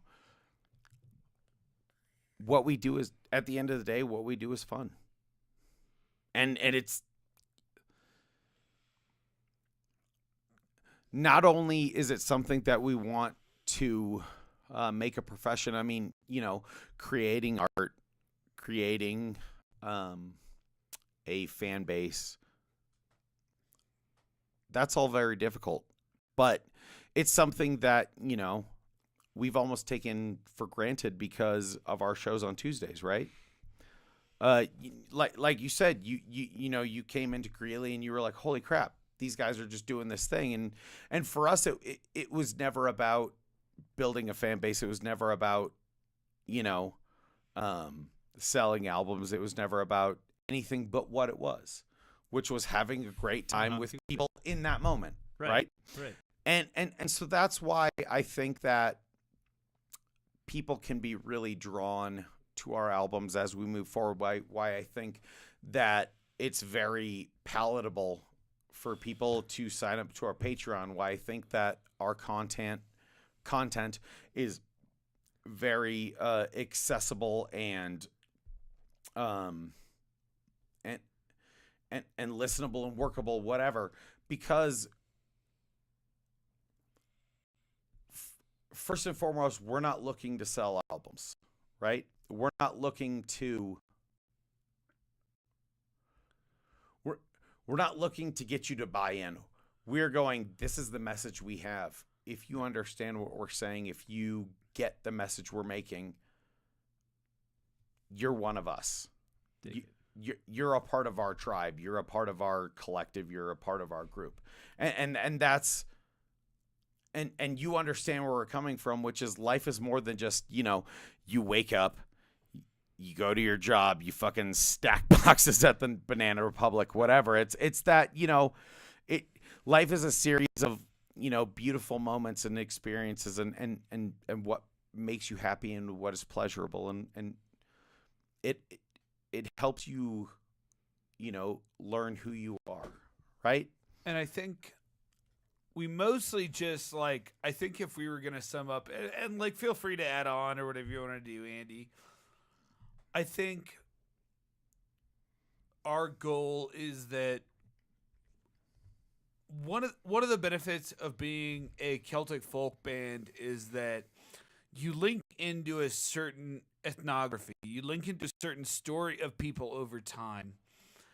And I think that that's great because I really love what we do. I really love being able to purport like who Irish Americans are and can be, and that there's a dialogue that's around that. Like, it's not always the same conversation. Not just Irish Americans, but Celtic Americans. Because people ask me, they're like, well, Andy, you tell me you're Norwegian. I'm like, yeah, you're right. I am. I'm mostly Norwegian. But you know what?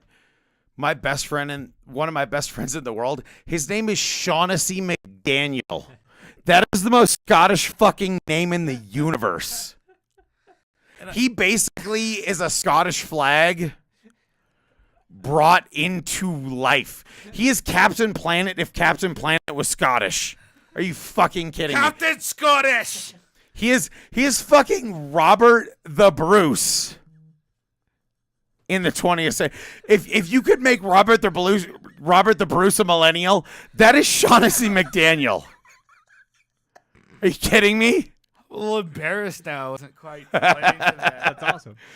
If you like literally, if you were gonna make a witch's potion, you took a kilt and a fucking Robert the Bruce and the Robert Burns poem and took a healthy fucking helping of haggis and scotch and mix them together and then with Power Rangers make my creation grow.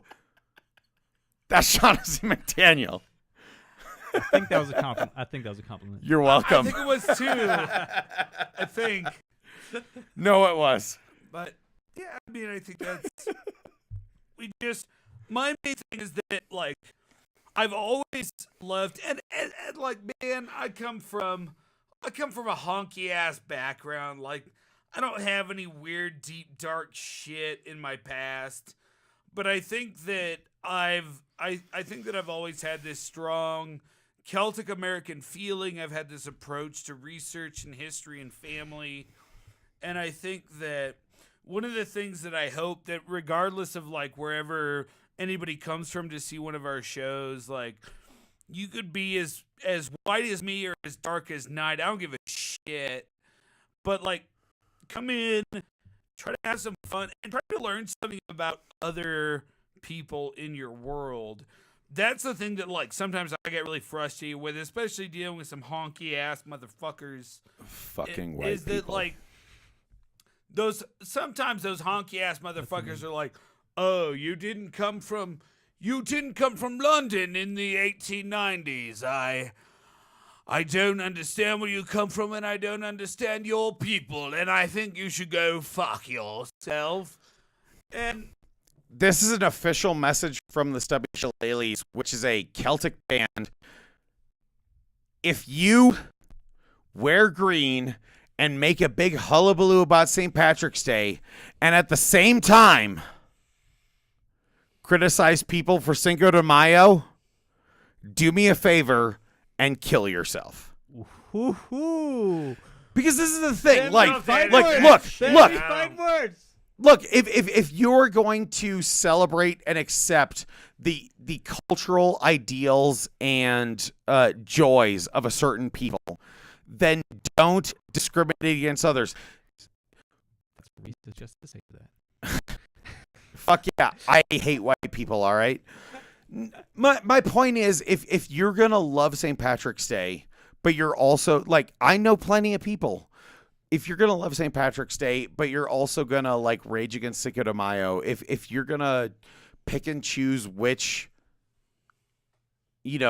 cultures, which celebrations you're going to be a part of, then you're missing out on the whole point.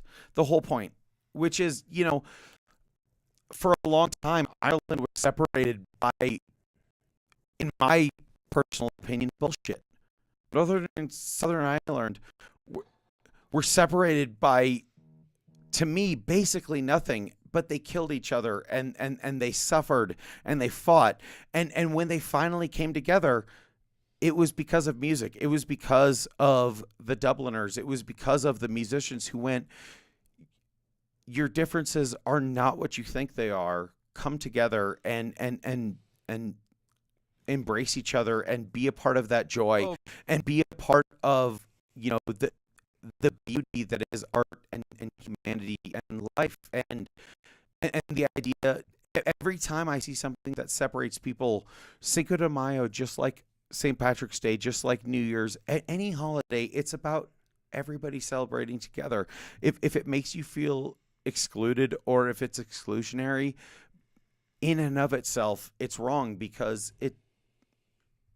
it's all about everybody coming together and loving each other and getting along and understanding and celebrating who we are and the human condition, which is fucked up, man.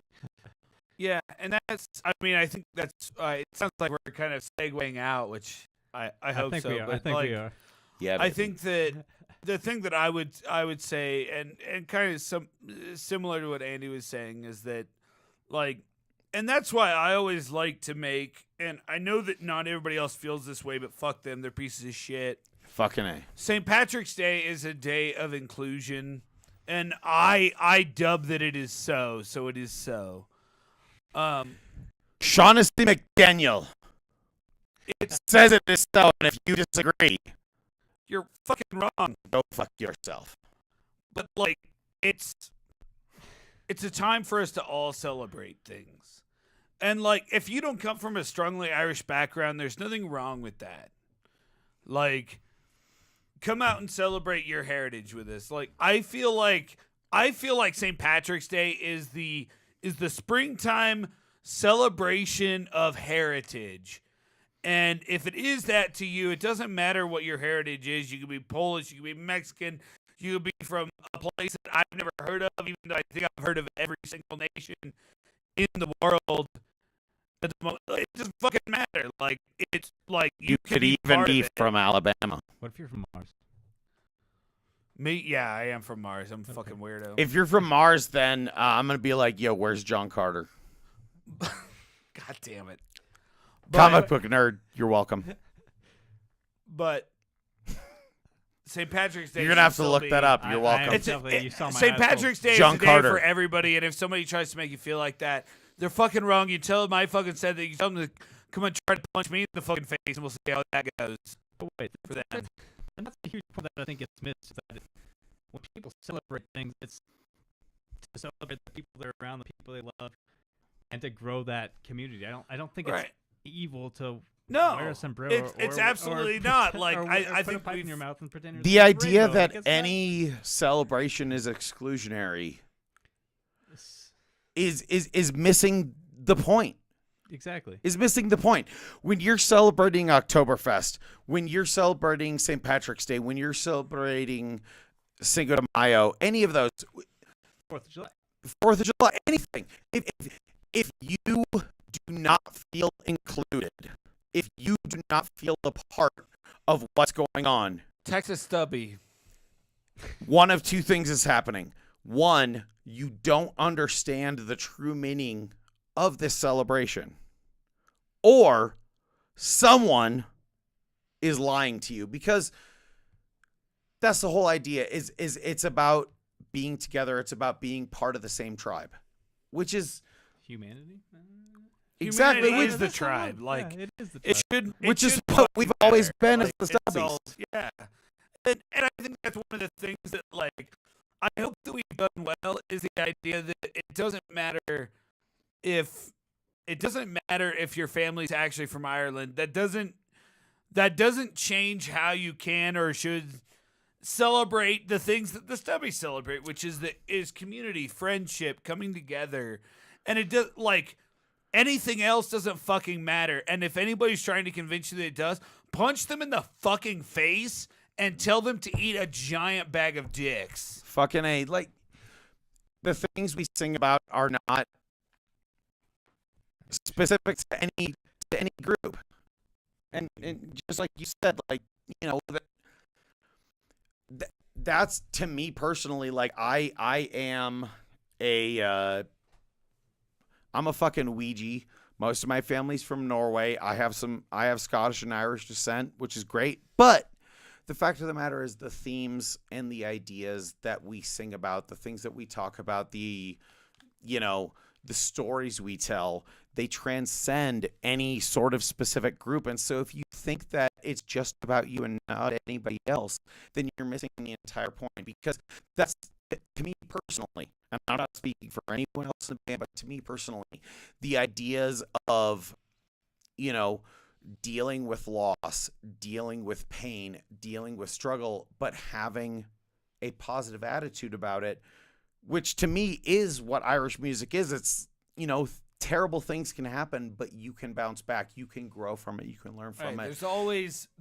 Like, I like Irish music for the most part is tragedy. Yeah. Like it. I mean, I'm not saying that there aren't some songs you can pull out that are like, no, this Totally. isn't tragedy, but most of it's tragedy.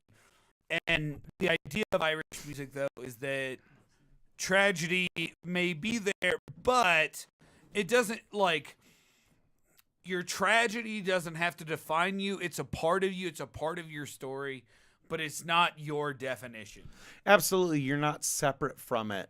Right. You know, that your pain is your story, that it defines who you are as a person. Like, you have more layers than just who you are on the outside. Your story is important, and the things that lead you to your, you know, your current place or your eventual end, like that is what is most important for me personally.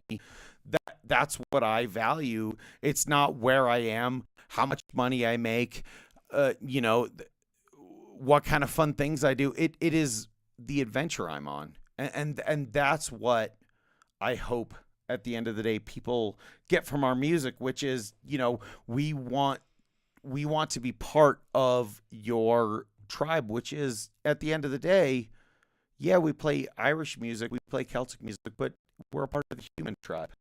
And, you know, the human tribe is a very vast and diverse group, and we love being a part of it. Yeah. And also things and stuff. It's probably a good time There you go. to wrap shit up. I know. We've talked some serious shit. It's been a heavy duty podcast. We've made it happen. I love it. Thank you so much for inviting us. You know, We're so glad to be. we have had a fun time just like diverting and, you know, going on all these paths. I mean, if I can have one last moment on the platform, Do it. all I can say to people is, you know, I personally, as lead singer of the Stubby Shillelaghs, I grew up in an abusive household. I grew up, my father was in prison my entire life. I didn't get to meet him until I was a legal adult. My mother was a drug addict, and I was taken away from her by social services when I was about 5 years old. By every sense of the word, I should have ended up a lost case, because that is unfortunately how social services works out. Even though they have the best intentions in mind, more often than not, people like me become lost causes. I guess I'll add this on to it. Obviously Andy's story is his own story. Yeah. But I deal with a lot of those kids on a day-to-day basis, and if you're one of those kids, if you're even a struggling parent of one of those kids, like, you should know that there are people who have your back. 100%. And like, we realize how hard it is and the struggles that you might be going through. But just, we want to make sure that you're reaching out to people, that you're staying in contact with people, because like, there's always, regardless of if you're one of those kids or you're the parent of one of those kids, or no matter what's happening, you should know that there's somebody that has your back, and that it's there, whether you know that it exists or not. Like, there are people there for you. Absolutely. To what he's saying, you know, to finish what I was saying, is despite all of the things that were put in my face, I decided at an early age who I wanted to be. And your environment, the people around you, do not dictate who you are as a person. Be who you want to be. Decide what's important to you and fight for it and live for it and work for it. And you can never go wrong, and you can never be held at fault for being the person that you deserve to be. And there are so many people like you, like me, out there in the world that were given no opportunities, that decided to take them for themselves. Understand that it doesn't matter what there is in life. There's always a better choice. Be the positivity you want to be. Build yourself up. Build the world around you up. And slancha. And fucking slancha. Thank you, guys. Thank you, Stubbies. Fuck yeah. This was like one of the most amazing podcasts ever, I feel like. Hell yes. I think we touched everything. We touched Game of Thrones. We touched real life. We touched music. And what makes the Stubbies? We made it happen. We made it happen. But Slancha. But I do want to say there is a reason you guys are here today. You have a show coming up. We have several shows coming up. We are playing Friday evening at the VFW. We always play a free show at the VFW for our friend Screwy Louie, who is a veteran. We always respect our veterans. Greeley VFW? The Greeley VFW, chapter 2121 in Garden City, right behind the Wing Shack. Wing Shack. Our friend Screwy Louie passed away about 3 years ago. We always and will forever play a free show there at the VFW because we support our troops. We support everything they do for us. We love people who can sacrifice and look beyond themselves. We will always make that show happen. On the 16th, we are playing at the Moxie Theater. We are playing up to and into St. Patrick's Day. We're going to bring you into all of the good Irish fucking fun. We're going to have the bottles of Jameson. We are going to have the Guinness. We are going to have the fun. We are going to have the songs. We're going to make that happen. And then on Sunday, we're going to be in Denver at Scruffy Murphy's Irish Pub, our home away from home, 4 to 7, playing, having a great time. We hope to see you all there. Thank you so much for letting us on your podcast. We've had a great time. I hope everybody enjoys the 2 hours of nonsense. I think it might be closer to 3 hours. 3 hours of nonsense. We're going to make it happen. Cheers, everybody. Cheers, Slanche.